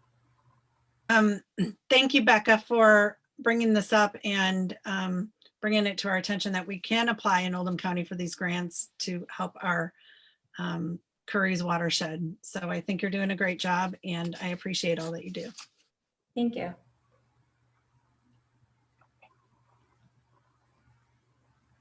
All right, any further questions on this? Hearing none, all in favor, please say aye or raise your right hand, I guess, which. Aye. Aye. Okay, thank you. Anyone opposed? Motion carries. Thank you. Thank you all. Now we're down to the building committee report on the bid award for the IT storage room at on the Methodist Church here next door. Magistrate Hounds, do you want to take that? Did you say that? Can't hear you. Sorry about that. Everybody got in your packet the bid tab, and I wanted to show a couple of pieces of documentation here. Someone asked, let's see if this is going to show the right one. You should see on your screen a picture of the building, of the drawing, I hope. Somebody nod and say yes. Yes. Okay. So this area right here is what we're talking about. Some modifications over here, but this is the new work. And these are the modifications in this area right here. IT building was necessary for I call it the IT closet for Kentucky wired connection and for the Oldham County fiber connection. We received 5 bids. And the building committee, along with the county engineer, went over the bids, and it was determined today in the building committee meeting that we should go with the low bidder. They met the qualifications, which is Jacobs Group of Buckner for $331,400. I'd like to make that in the form of a motion, please. Is there a second on that?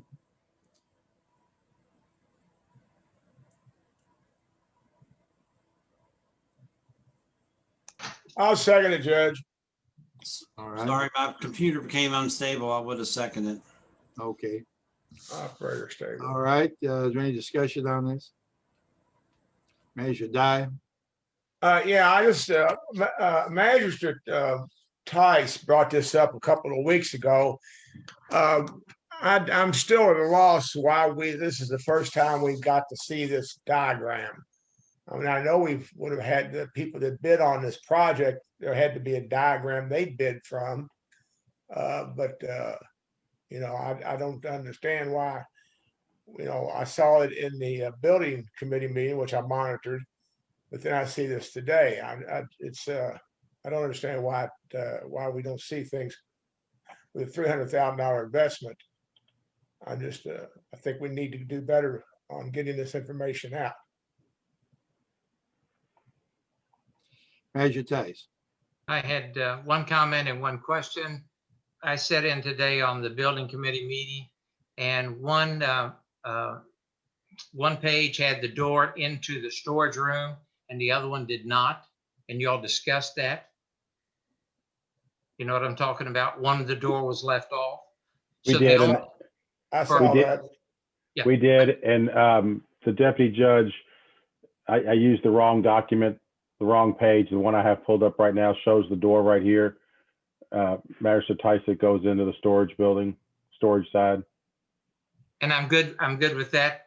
The only thing is, let's make sure the quotes we got has the door in it. We don't want our first change orders because we accepted something that didn't have a door in it. You understand what I'm saying? Yes, sir. And wait, don't worry, we've already got the first change order potentially. We're already one step ahead of you. It's not going to be this one. We've already got an override. No. But you understand what I'm saying? We just got to make sure that they did that. The one other thing that I couldn't tell from just the cross section or looking at the building as it's attached to the church is I assume that this room will be several steps up off of ground level. Is that accurate? Yes. Okay. And the only reason I didn't know is because from looking at it, I couldn't tell. And obviously my other thought is we don't want to have anything to this magnitude that could get any moisture in it. So we need it up off the ground. Right. No, it's going to be basically at the same level the back of the church is now. Perfect. Perfect. Right. Yeah. And I know we got steps. I just couldn't tell from looking at it. Yeah. Thank you. All right. Magistrate Dye. This is just exactly what I was talking about, Judge. You had two documents, one right, one wrong, and we still didn't get to see anything before today. I was expecting you to respond to me on that, but apparently you're not. Well, I don't know what you want me to say. We can't have a committee draw a building. I mean, this is what the building committee does, is looks at the project and looks at the plans and makes a recommendation on them. I don't know exactly where you want me to go with it. It's a small addition that it's part of the, Kentucky Broad, kind of part of our broadband, that we need a station there. It's the only place we had to put it. We've all talked about working on the interior of the church building, and there is a small space here in conjunction with this to store tables and chairs and so forth. There really isn't, appreciate what you're saying, but there isn't a heck of a lot of additional flexibility or design. It's intended to look, inauspicious and like it's part of a church building, and it's there isn't a long way to go on it, or a lot to be different about it. So I appreciate what you're saying, and when we get into the bigger project, the addition to the community center, that's something that everybody should see, and have input in, long before we get to this point. But this isn't, Well, my point is, Judge, is last court, we had pictures and drawings and diagrams of the sidewalk project. And we were asked, to do something with that, look at that, and you open the bids up, and then now you're coming back with a recommendation. But now we don't get any information except what we just saw the last 10 minutes. All I'm asking is, these documents that I saw today they weren't just prepared today, they was out there. So I don't know if it's somebody's oversight or I don't know what the situation is, but if you can do it for one project, you do it for all of them. That's all I'm saying. Okay, well, that's true. Fair criticism. I think we have been working on this so long that we sort of, I won't say assumed everybody had seen it, but some Don't forget about had some had. Yeah, okay. Yeah, don't forget about the magistrates. You do need our vote. Well, I understand. Measure Greenwell. Thank you, Judge. Two things. What was the budgeted amount for this building to begin with? It was something more than that, I believe. Was Melissa on there? The original estimate was 187,000. Okay, it was 187. 187. Okay, thank you. You're welcome. Second question is, I've heard that we're going to need a generator. Is that allowed for, or I mean, space or whatever like that? And how does that incorporate it into this IT building? There's not a no. Well, the generator is something that's come up, a secondary circumstance, would be enough to keep the power going for the internet connections if power went down. That was not considered as part of the building. That's something we're going to have to run down and determine how much it is and where it would be put.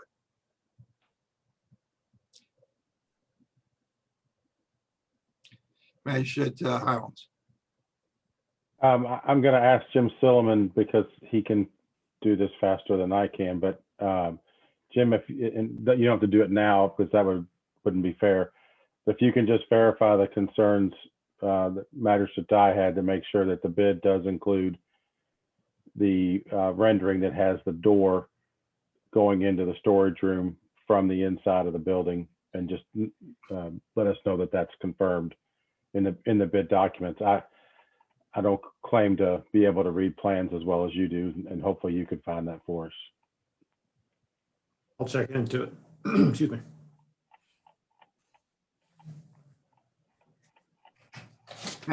Measure ties. And just one more thing I would assume is there are extra plumbing and et cetera. Have we incorporated everything that we think we'll need for the church as becoming an event center for us? Right, that's part of the reason. Well, that's exactly part of the reason the cost of this went up, because last year the building codes changed.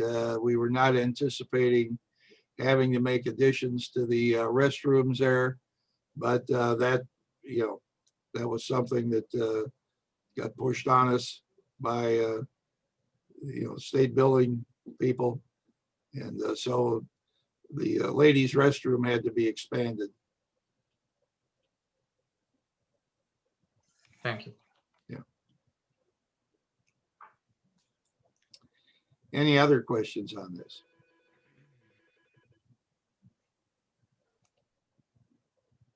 There's a possibility here. Of course, we know that the American Recovery Act, so named, I believe it's that, includes a significant amount of money for Oldham County, and one of the qualified uses is internet, expansion of broadband services. So we're not able to. All the rules have not been forthcoming on that yet. They're coming out, but there's a possibility that we may be able to, assign the cost of this building to the American Recovery Act because of the connection to expanding broadband in the county. So we can't guarantee it, but it's an opportunity, possibility. Magistrate Harrison. Muted. Thank you. I really got interested in your last comment because I just want all the magistrates to understand the third district has the least amount of broadband internet coverage in the county. And if we have extra money somewhere or new money coming in to expand our broadband, please put the third district, generally the Westport area from 42 over to the river, at the top of the list. We have people down there still struggling to earn a living when they can't get internet. We have trouble with doing distance learning with the kids because we don't have internet coverage down there. Historically, we've been last in everything, to include water in this county. When the wells were in the third district, the pumps were in the third district, all the water supply for the county came through the third district, and we were still last to get public water. So maybe think about putting us first on the broadband issue. I know we would really appreciate it. It would do a lot of good in that area. Thank you. Well, we're trying to move aggressively to implement better broadband coverage throughout the county. Of course, the third district has the most geographic challenges, and some of it can be wired, some of it may be wireless. We've got the two different consulting groups we're talking to right now, trying to chart our next move. And for what it's worth, the American Recovery Act is coming at a good time. I'm sure we'll all pay for it in our taxes at some point in the future, but right now it's coming, and broadband is one of the approved expenses. Magistrate Logson. Oh, I thought you were calling for a vote. Oh, okay. Just a second. Okay, so is there any further discussion on the addition to the building, the church building? All right. And seeing none, all in favor, please raise your right hand. Okay. Motion carries 8 to 0. Thank you. Judge, can I ask one quick question? Yes, sir. I was going to vote for it anyway, but did we vote? What numbers did we vote for? We voted for 331, 400. Plus the 10 or just by itself?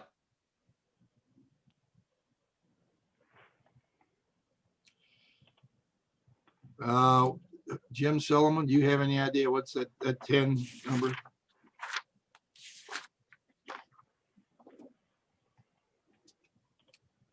I can't answer that right now. Judge, no, I'm sorry, Judge, I was looking. I don't have the answer to that right now.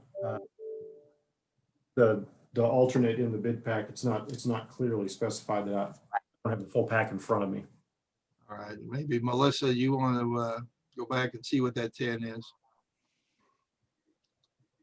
I can. I'm trying to look at the bid document too, so it's going to take a few minutes. All right. Well, they all have got an alternate in there, and it must be for something. Obviously.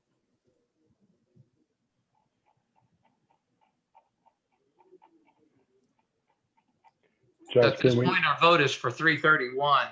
And if it becomes worth 10,000 more, we're going to have to readdress that. Is that correct? We'll have to what? Additionally, address that extra 10. If, in other words, we've approved by court for 331. Right. But if the other 10,000 becomes important, we're going to have to readdress. We're going to have to address that. All right, let's go on. And what, did you find it? It's in Melissa? section 9, Jim.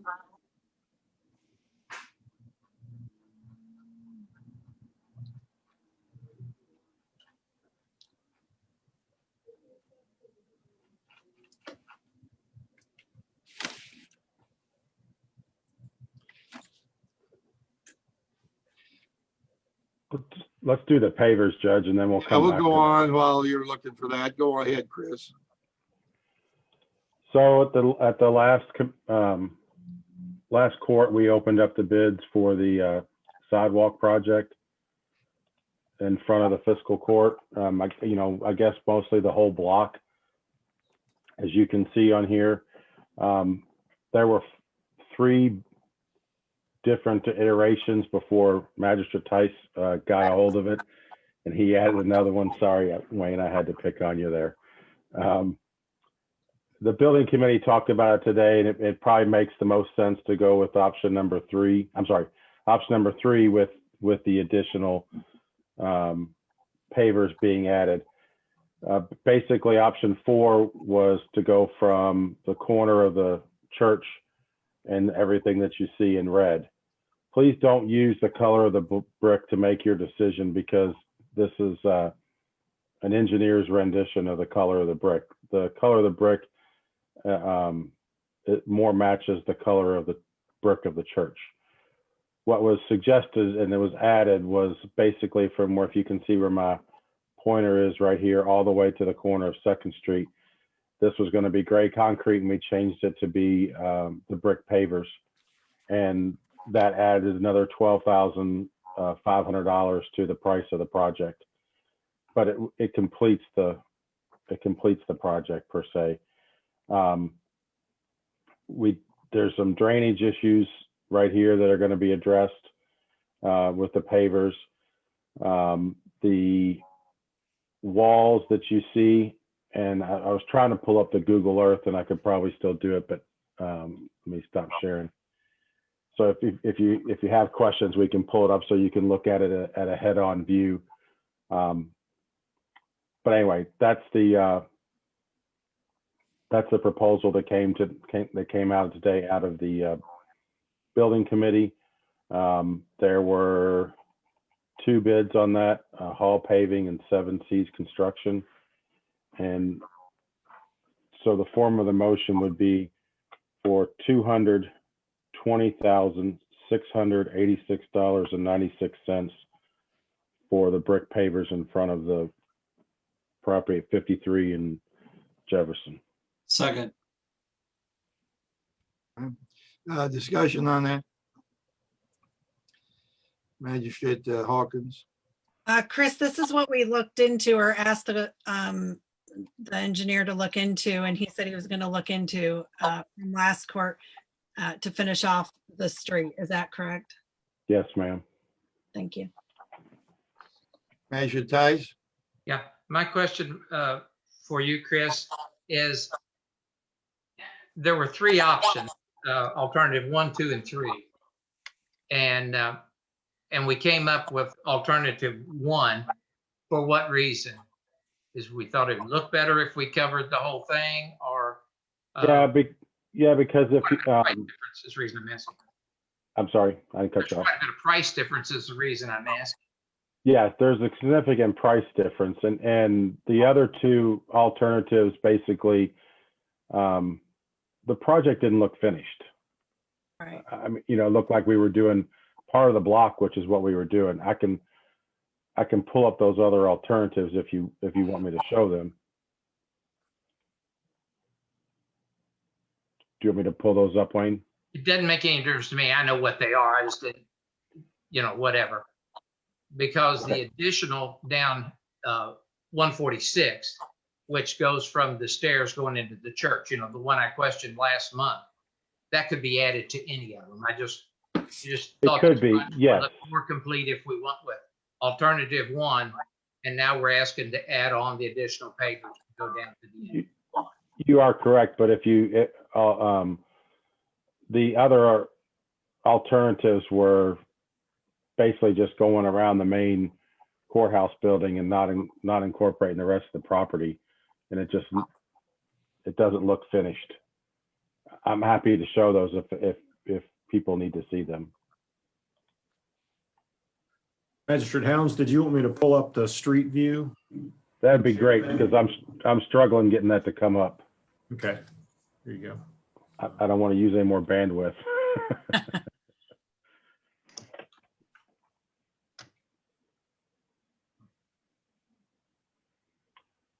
Okay, so the, go ahead, Jim. No, I was just asking if you could see my screen. Yeah. So the flag poles that you see, those planters, that's all going to be torn out. Flag poles are going to be dressed up. The concrete's actually falling apart on both of those flag poles in the pictures anyway, you can see. And then, as Jim said in the building committee meeting, we'll take out the first step, the one that's not painted orange or yellow. And there's a, what did you say, Jim, a 1% fall from there to the street? That's correct. So the water will just shed onto 146 and then make its route that it needs to go to be dispersed. Because currently this drain it's been problematic for years. It just doesn't drain adequately. So you end up with this big pool of water in the sidewalk. And can you pan over towards the church so we can, so there you go, that's perfect. The color of the brick, as Jim has shown me yesterday, is more of the color of the church. So it's kind of not as red as the engineer's rendition, I keep calling it. Chris, the flower bed or the bed that's out front near the road that's got the mulch around it right now, will that remain? No, That goes away. all the flower beds would be gone. So that whole width of the sidewalk grows quite a bit. That's not, okay, that's good. Right. This is also, besides, improving the circumstance, the look, you're going to reduce the maintenance a little too. Got it. And my best guess, without knowing for certain, is that the sidewalk that we're proposing to replace here has been out there for 50 years. The building that we're in and looking at was built in 1970. So virtually positive none of this has been replaced since then.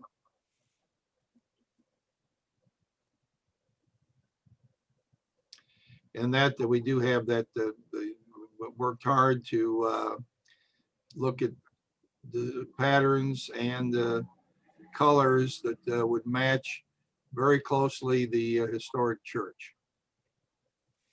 And I think we've got really a really good match.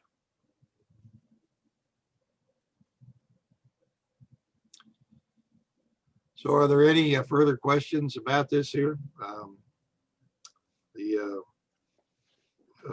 bid award to 7C's Construction. And I believe Jim Sullivan believes they can get on this quick. Is that right, Jim? Yes, sir. And could be finished by the end of this fiscal year. The intent would, yes, it'd be done before June 30th. Right. And another question that has come up is there would be a concrete base in there so that there'd be no sagging in the future or irregular leveling of the bricks in some way, nor would there be weeds growing up anywhere between the bricks. So You still might have weeds going between the bricks because something will grow between there. Yeah, I want to see. Okay, I knew when I said that I probably was going to be wrong. Weeds grow, everywhere. Yes, but measure ties. Yeah. One other question or statement. We're going to accept the bid for 208,879, and we anticipate that we've got about another $12,000 to take it to the end of the block. Is that correct, Chris? No. Pardon me? That included all. The 220 includes that addition. What does, please? 220, 686, 96 includes the additional monies needed to complete all the way to 2nd Street. And have we gotten that as a quote so we know definitively what it is, or do we need a quote, a bit of acceptance to not to exceed a number? That number was based on when we bid this, we got unit prices in case we needed to or wanted to add some work just like this. So it's based on the unit prices they bid. Good. Okay. Thank you, Jim.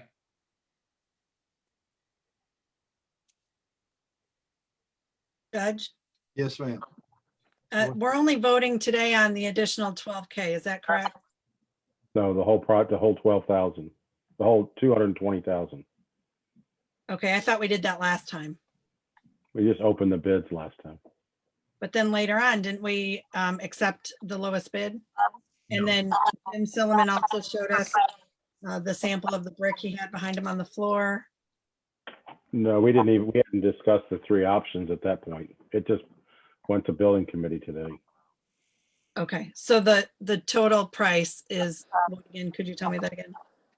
$220,686.96. Okay, thank you. Jim, if you want to stop sharing your screen, I think we're good. Okay. All right, any other questions on this? All right. Seeing none, all in favor, please raise your hand, signify. All right, anyone opposed? Motion carries 7-1. Thank you. All right. The next item on the agenda has to do with the Conservation District budget. Finance Committee, Bob Dye. Thank you, Judge. Finance Committee met today, met with a representative from the Conservation District. Are you on there? There's Mr. Jeffries, smiling face. They brought their fiscal year 22 budget to us for review and consideration. So Kevin, you want to tell us a little bit about what y'all do? All that information is in your packet. New programs and a little bit about your budget. Sure.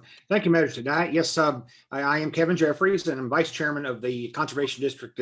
At this point, John Benarski was chairman, and he's decided to get off the board. So right now, I'm kind of stepped up here as vice chair, and we did meet with the Finance Committee today, and just won't keep you all long here, but main thing I wanted to let you know is that we have moved, as you all are, I'm sure, aware, the office down where the old health department was, has been sold. And so we were lost that lease there. And so we have moved down to Buckner. The address is 10002 Buckner Center, suite number 4. And that's, like I say, they're in Buckner. It's right very close to the high school of Bill Howard's properties. And so we've moved into one of those offices and have made the move and got everything kind of settled in. So we were real proud of our area there, where we are, and invite you all to stop in sometime down there if you're down in that area and would like to show you around. We have had, as like everybody, this past year has been kind of a challenge with everything that's going on with the COVID-19. We hope to be able to kind of get back to what we would call normal here moving forward. And hopefully by summer, we'll be able to get back into some of the programs that we do here in the county. Composting programs. We've got a real popular monarch butterfly program that we work with the schools with. Andrea Matz goes and presents, and they hatch out, take monarch butterfly eggs and give them to the classrooms, and then they hatch them out, and the kids really seem to enjoy that. And so that's become a real popular program, and that's one of the outreach programs that we do every year. And then we also have a composting program that we get some state grants for, and seems to be a real popular program. We also, as I think Judge Vogel alluded to a while ago, we provide the county $7,500 from a state cost share grant to help pay for the dead animal removal in the county. And so, we're real proud of what we're doing. We work with a lot of the ag community that's left in Oldham County. It's kind of, we're kind of losing farmers, quite a bit, but we still got a lot of folks that are actively, raising livestock, and a lot of crops here in the county too. So we do work with Henry County to share some personnel to work, in Oldham County and Henry and also Carroll County. So anyway, long story short, what we're requesting from fiscal court this year is $93,106.40. for our 2022 budget, and that's an increase of 1.5%, which was the total amount increase that we're requesting was $1,346.40 for fiscal year 2022. So if you have any questions, I'll be glad to try to answer them. All right, is there a motion we approve the Conservation District budget? Make that motion, Judge. It was voted on in the Finance Committee 3-0 to approve. Mr. Greenwell, second. Second. Okay, I know how. All right, is there any discussion on this? All right, hearing none, all in favor, please raise your hand. You're in favor of it? All right, that's unanimous. All right, Kevin, thank you, and appreciate everything Conservation District is doing. And would you say that address again, 1004 Buckner Center? 1002 Buckner Center, Suite 4. Okay, I can't pull that right down in my head exactly where that is. Is that near a restaurant or any other? Yeah, there's a Subway on the front, one of the front Okay. areas, and then it's the building to the left when you pull into that kind of area there where those there's several offices, and like I said, Bill Howard bought those, and we're on the left hand side down towards the left hand end there towards the high schools. Oh, of the buildings that go down that street? Yes. Yes. By the fabric shop or something? Is there a Yes, fabric shop down there? Okay. And we're right next door to, there's a church there also, I think. And we're in the office next to where the church is. Okay. All right, great. That's your Logson. Judge, before Kevin gets off, I want to just say give a gratitude and thanks to him. I've known Kevin since he was president of FFA in high school, and I just can't tell you how much I appreciate Kevin for all the work he's done, from planning, zoning to, there's no telling how many committees he served on in Oldham County. And I just want to say thank you, Kevin, for all the work you've done for the county. Thank you, Mr. Logson. Appreciate that. All right. Let's see here. Appreciate that. We'll go on to the next item now, and that's the finance. Tina Shaw, please. Human Resources. Kevin, thank you for coming in. Thank you, Kevin. Thank you all very much. Bye. You have personnel actions. Yeah. We have a new hire at dispatch. Amberly Green, she's coming in as a tele 2 for at $21.52 an hour, and that would be effective March 24th. I'll make that motion, Judge. Second. All right, all in favor, please raise your right hand. Okay, thank you. Motion carries unanimously. Next item has to do with the Tourism Commission. And I'm asking to reappoint Grant Abbott for a term to expire on April 3rd, 2024. I think a lot of you know Grant. He's in the farmer's market here and been an active member of the community for many years. And I think he'll continue to do a good job on tourism. I'll make that motion. Is there a second? I'll second it. Thank you. Any discussion? All in favor, please raise your right hand. Say aye. Aye. Okay, motion carries Aye. unanimously. And we thank Grant for his continued service. Judge, Now we're, pardon? Judge, Yes. I've been trying to get information about the IT building, the alternate one. It seems like we should just go ahead and leave the motion that we have. And then after we do some research, we'll come back if we need to add the alternate to the contract at the next court meeting. I don't want to rush the process. All right. Well, We can at least get the main part of the contract signed by you and move forward. And I'll work with Jim and Melissa and figure out what the alternate is and what we need to do about it. all right. Fine, thank you. All right, we're back to our second public comment opportunity of the day. Is anybody come on the broadcast that would like to address the fiscal court? Yes, Judge. Rosalind Streeter would like to address the court. Okay. All right. We ask you to open your mic and turn on your camera, please. Okay. Hello. Hello. Hi, everybody. My name is Rosalind Streeter, and I'm a resident in Westport. And I attended a meeting on Saturday that Magistrate Harrison held because there's been considerable interest and concern for the Shambeck Park. And while the focus has been on the removal of viable and stabilizing trees along the riverbank, most of our concerns are really about the plans for the park, since this is essentially taking action without any plans, timelines, or even phased goals.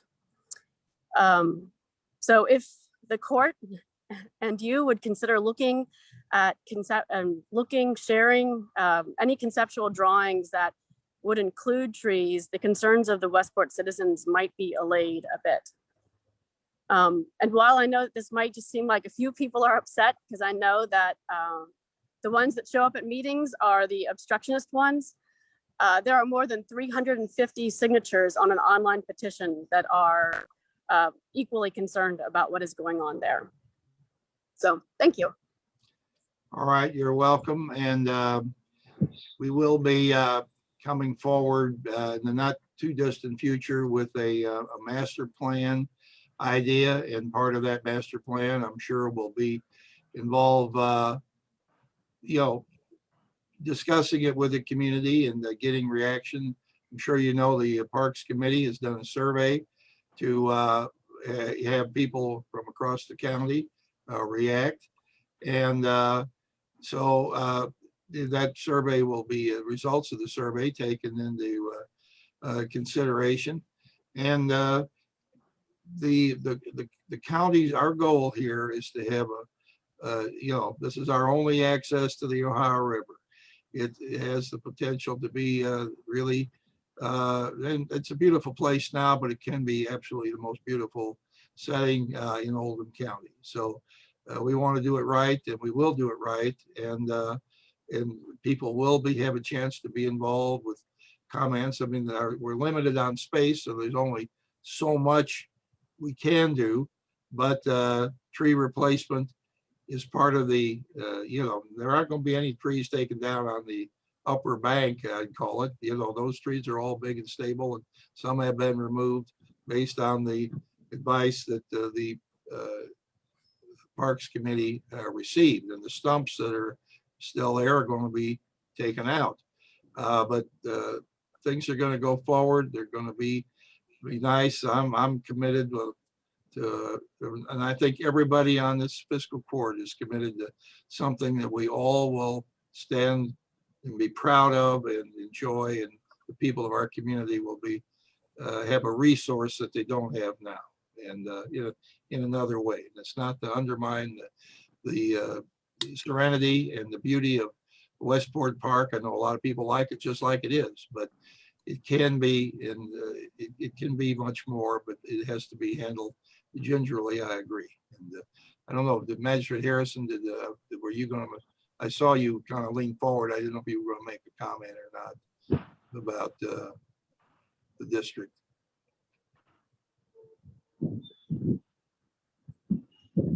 No, sir, not at this time. Thank you. Okay. So anyway, everybody that you see here, Rosalind, is committed to having something that will be really nice, and hopefully everybody, it's hard to get 100% agreement on anything, as you know, but we're going to do our best to have it be something that everybody can enjoy, be proud of, in a place that that you will really, be able to take your family to and enjoy. And, well, I think most people already do. Pardon? What's that? I think most people already do. Yeah, well, that right, to that extent. But if you can enjoy something with we don't have a clean restroom there. We don't have a pavilion there. We don't really have adequate playground there. We have drainage issues there. We have boaters and fishermen overrunning the park to the point where, we don't have enough picnic seating there. There could be more shade and trees in different places. There's not a walking trail there. There's no place for a band to come and perform or have any kind of performance, a venue or seating for that. There's other ideas out there that will enhance it that I mean, people like it now, but they may like it more, with some other enhancements. So you don't, at this point, glad you like it, but it's not to undermine what's there. It's to make it great for everyone. So thank you for coming on here today and speaking up. Judge, may I ask her a question? Sure. Rosalind, you mentioned a petition. Can you talk about that? What is it about? And you said 3. Yeah. Sure. So another member of the community who's also concerned about the plans for the park has put together a petition that the last time I looked had over 350 signatures that are in support of keeping the trees, at least until we have a plan for the park. And yeah, basically that. And if you all would like, I think we'll be sending it on to you shortly. Okay, thank you. Commissioner Harrison. Thank you, Judge. I will say something now. Rosalind, can you hear me? Yes, sir. All right. I'm curious, anytime somebody sends out a petition like that, is it being screened to find out how many respondents actually have an Oldham County zip code? And can it be pared down farther to see how many people have a 40077 zip code, which would put them in that corner? Because I've been told we've got people from out of state who don't even know where Westport is, and they're responding to that. So it's horribly skewed. I don't think it's worth anything. Well, can I answer that? People from all over the county, from the state, the region, and probably the country use the park. And I mean, I've met a few people that actually are traveling across the nation, going from Westport to Westport to Westport. And so, I mean, people from everybody, the park is open to everybody. And so anybody that has a vested interest and a vested concern, I think they have an equally important viewpoint. This is not just an older.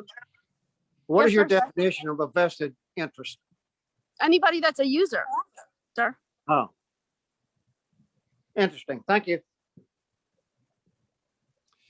Okay, well, thank you for being, go ahead and send me the petition. That'd be fine. Okay. Thank you, Rosalind. You're welcome. Okay. Thank you for giving me the opportunity to speak. Sure. And we'll be back in fiscal court, hopefully April 2nd or whenever our first April meeting is. And this is, we'll be off this electronic media.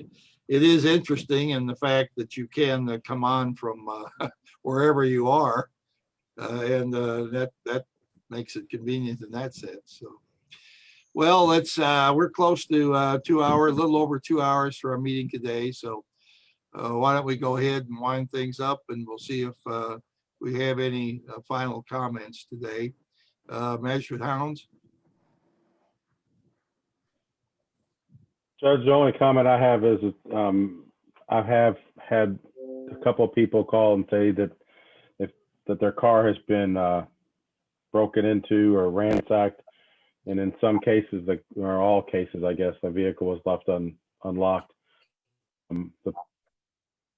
On their Facebook, have to got the habit to one of the last things you do, vehicle up and make sure that your valuables are not left in the vehicle, so that they can see them in plain sight, and then hopefully they'll not disturb your vehicle. That's the first thing. Second thing is we've had a lot of rain. Looks like we're going to get even more rain coming in, I believe Wednesday or Thursday. I know that the area at Ash Avenue that typically floods more towards the Shelby County line, we've already been out there pulling somebody out of flooded waters. just ask people to be cognizant of that and make sure that if you see ponding water, don't drive through it. Try to find an alternate route. And there's normal places that we know we have flooding issues, and we're trying to get some of those addressed. The judge mentioned about what did you call it, Judge? The American Recovery Act? Is that the term? I think it's something like that. Okay.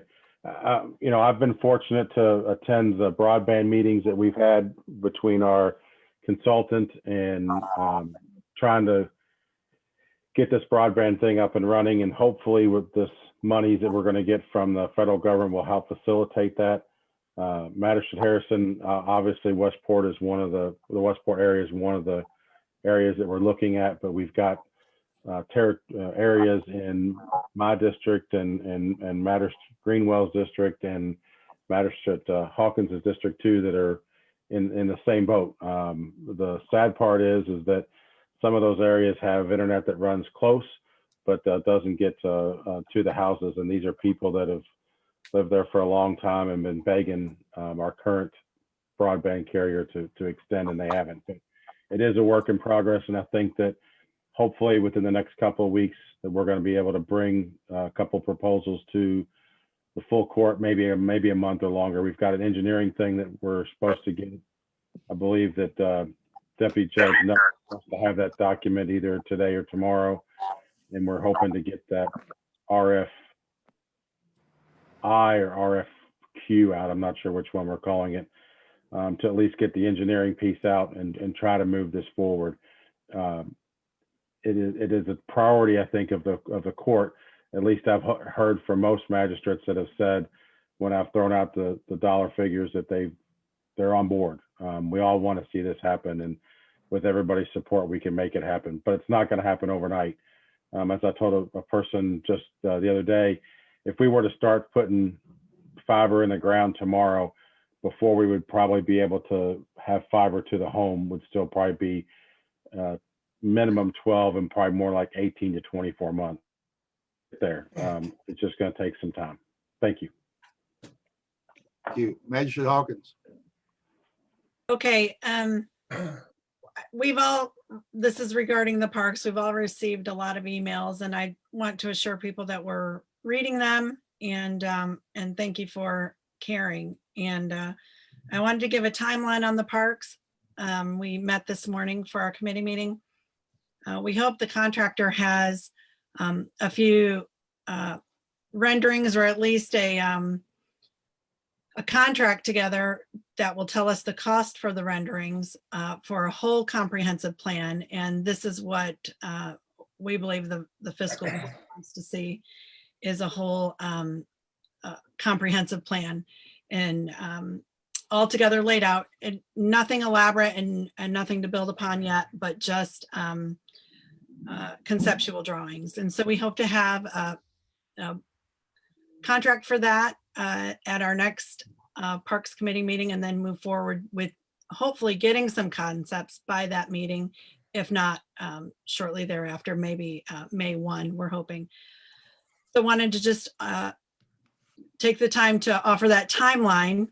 And then of course, we'll bring those to the public and to the fiscal court to get your all's opinion on that. And I wanted to thank everybody who took the online survey. We received a bunch of feedback from that, and we're taking a look at those results as well. This past weekend, I had the opportunity to go into the watershed a little bit deeper than I normally do, and plant some of those live stakes that Becca Truman, our Curry's Fork watershed coordinator, spoke of earlier when she was requesting the CAM grant.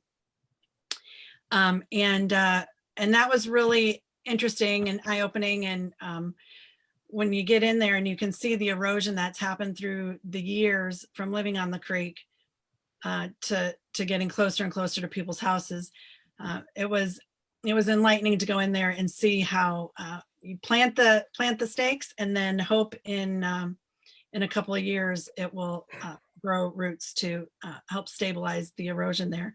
So the next event is going to be in Borwick Farms on Maple Leaf, and it's going to be this weekend. And I'm going to put that on my magistrate Facebook page. So it'll be Warwick Farms 1 to 3 this Saturday, if it doesn't rain. And we don't have a rain date yet if it does. So I'd like to invite anyone out to participate. It's fun to get in the water, and but it's just as much fun to get together and be neighborly with each other too. So that's all I have. Measure Tice. Yes, I'd like to go forward a little bit with Magistrate Hound's comment. I think this broadband, which we are engaged in right now, is the most important thing that we can do for the community of Oldham County. We have areas all over the county that are not getting adequate computer access. This gives us the ability to do it. The COVID thing has given us some money that we think is going to become available, so we don't have to search for money in our own coffers. And I think that it's not going to happen overnight. But I think, and the other first step we took today is we approved to put the add-on to the church building for our computer setup to where everything will initiate out of Oldham County. I think I'm right in saying that, aren't you, Chris? And I just hope in the next couple of weeks that maybe we can step forward and tell the county and the other magistrates who may not be as aware, haven't been in on the meeting, where we're going, what looks to be the paths. And I've been at a couple of meetings, not all the meetings, but I find it very interesting and very promising for Oldham County. And if I just am glad we're there. Thank you. Thank you. Measured Harrison.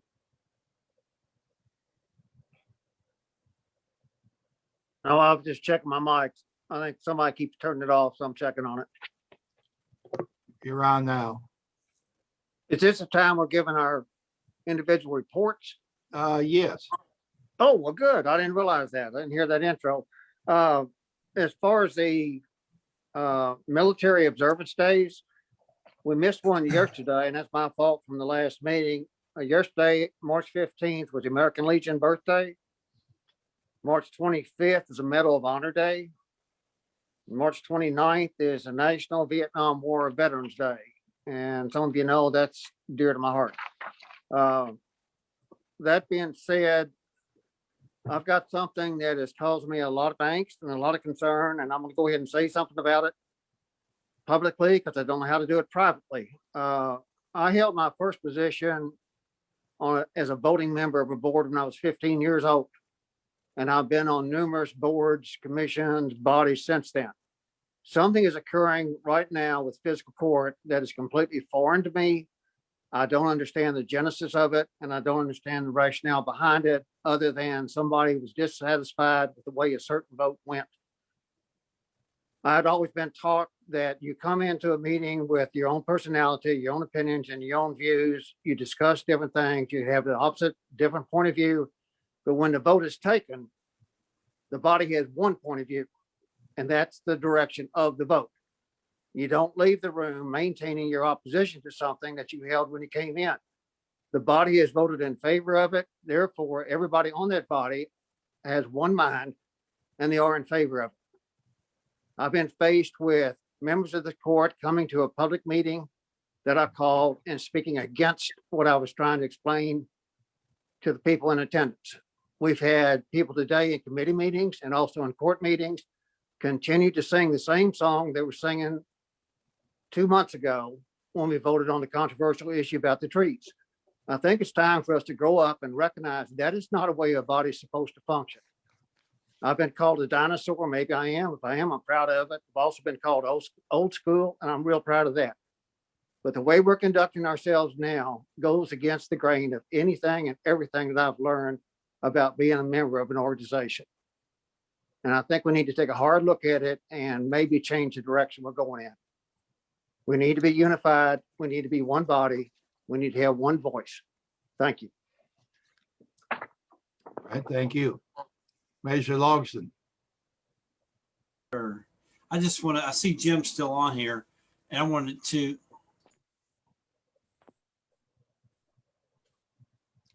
You actually shut your mic off. All right, sorry about that. I see Jim Urban's still on here. I want to thank him and his office. Nobody realizes that when we have a flood down the river, his office has to go down there and shut the electric off and go back and inspect them. So I just want to thank him and the people that go down there and check on the flooding situations also. It's in the road department, but it's also part of the duties of the Planning Zoning Commission also. And that's all I have. All right, thank you. Magistrate Dye. Yeah, thank you, Judge. I've heard today in meetings I've sat in on and today in court, all about this thing at Westport and the trees. So I voted to take the trees out. And from what I can still see, I think that you've softened your look at it a little bit. Maybe it's not all of them, some of them. I don't know if all of them or some of them or none of them, but I think what we need to do, since we hear more people have come out from the Westport area and wanted to be heard about these trees, but they keep saying, we want to see, what are you going to do down here? What are you going to do down? What's the plan? So I hope that there's going to be, when these papers are formulated, I hope that there's going to be some sort of activity, be it through Zoom, be it through a public meeting or whatever, to say, okay, this is what we've got, and speak up now, because once we start putting a spade in the ground, it's going to be too late for us to change, and it's going to be too late for them to make themselves happy. So I just hope that, if there's been some misunderstanding, and the court's not trying to force anything down anybody's throat, but I think that we need to be, we need to be very careful that everybody gets to be heard. And that doesn't mean they can't be heard 2 weeks after the date. If this is the day you got to talk up, this is the day, whatever that date is. That's all I got. Manager Greenwell. Thank you, Judge. I looked at my calendar and I don't believe we'll meet again before Easter. So I wanted to wish everyone a happy Easter. All right, thank you. All right, I'm going to get a couple of closing comments here, and I'll start off with the trees. Okay, Magistrate Dye. I haven't softened my position, but I have heard a number of voices, come forward, and I feel that as a county judge, I try to be responsive to people. I can't be everything to everybody, because I'm in a position where I'm constantly having to make decisions, and a lot of these decisions, you just can't get a unanimous one anywhere. I've listened to people. I was in favor of taking these trees out. I have been for a number of years. I just do not find them attractive. I think the most magnificent thing we have there is the power and majesty of the Ohio River. It's a beautiful river, and I think it should be seen. In addition, the number of these trees are dilapidated, dead, fallen down, trees off, parts hanging down. There's just a lot of things about them that are not, in my mind, and I'm entitled to my opinion, others can disagree. They're just not, attractive. You wouldn't find this stand of trees at Udell Gardens, for example. They wouldn't let that go down there like that. Anybody, it's just going on because it's going on, and people are used to it. Nevertheless, yesterday I went down to the park, and I was there by myself, and I sat in my car for about 15 minutes, and I looked at these trees and decided, can I change my position, or should I stick with it? And I thought about it long, and I thought about it hard, and I think I'm going to stick with it. I think it's the right decision. I don't want to disappoint however many people are on this petition. I'm a person that's tried to promote collegiality since I've been here, and that is sharing a vision and seeing things from someone else's point of view and getting along. But in the end, the buck stops with the fiscal court. Now, we did come forward and make a recommendation a few weeks ago. However long it was, we voted 7-2 to go ahead and take down the trees. I think Magistrate Harrison is right. We just can't keep reopening an old wound. Doesn't mean that everybody has to like it. There were 2 votes against it for their reasons, and I respect those reasons. And but none of us are clones. We're all different. That's why we're elected to represent these districts and people in our community, and we get put into these decisions. I was not in favor of keeping the historic part of the courthouse, but you know, we got backed into that position and going forward with it, and I'm going to make it, as far as I'm concerned, and Ken, the absolute best it can be for our community. So there are a lot of decisions that get made. I mean, every day decisions go across my desk that have to cut one way or another. And believe me, I look for the way that hurts the least for the most number of people. Where I'm dedicated to making something beautiful in this community of Westport for the people that in our county as a whole, Westport people included. We want them to be happy and satisfied, but there are people across our community that are entitled to come there and enjoy that park as well. And so we have to do what we can.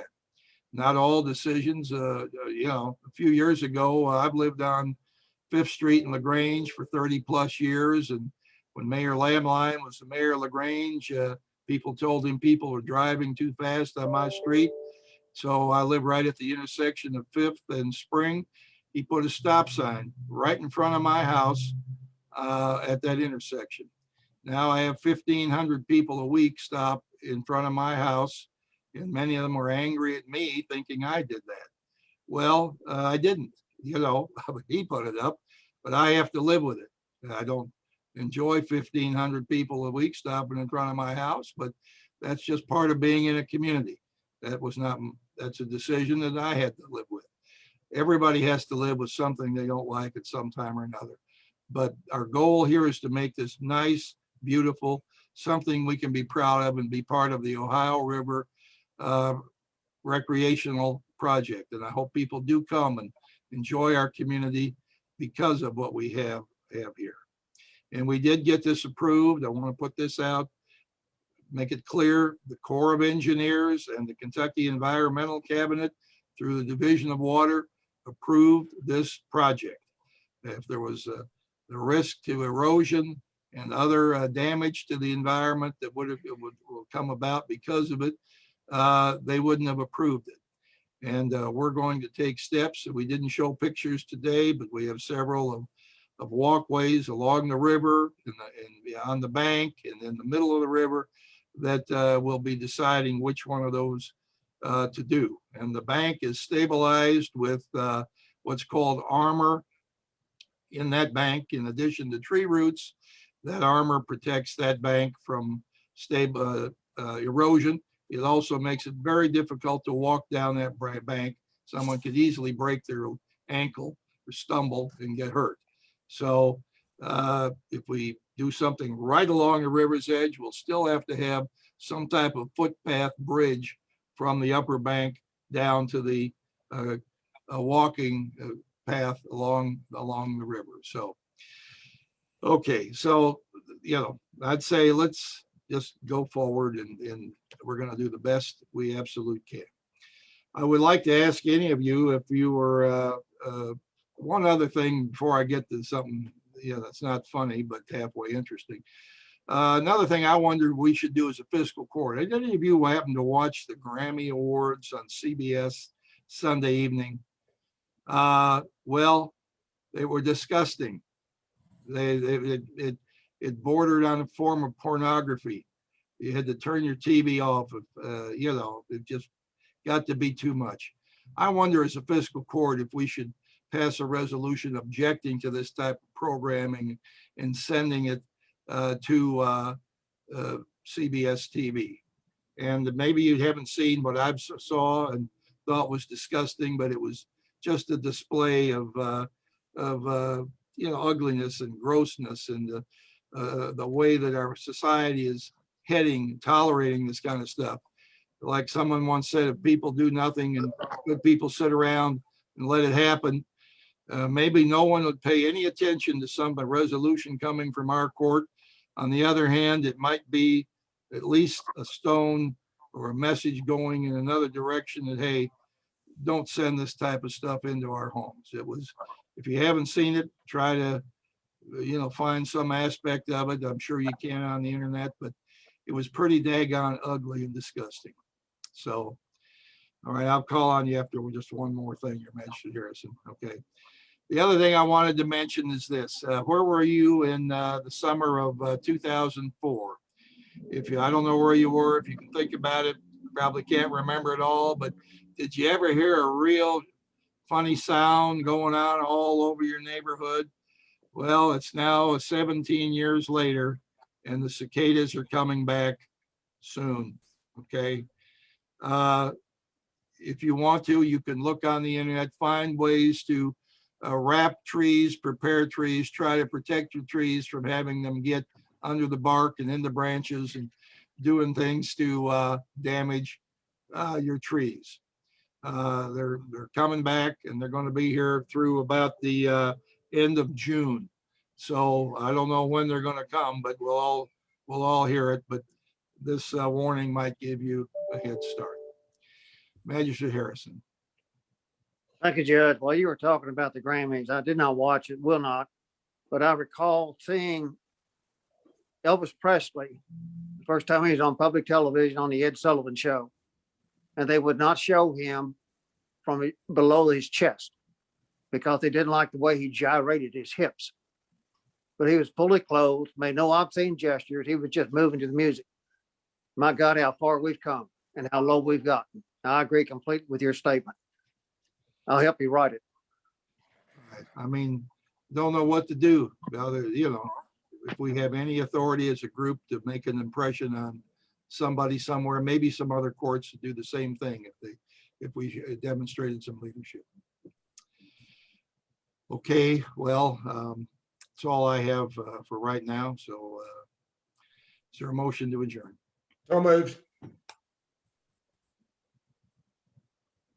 Your second? Second. All in favor, please say aye. Aye. Ah. Bye, everyone.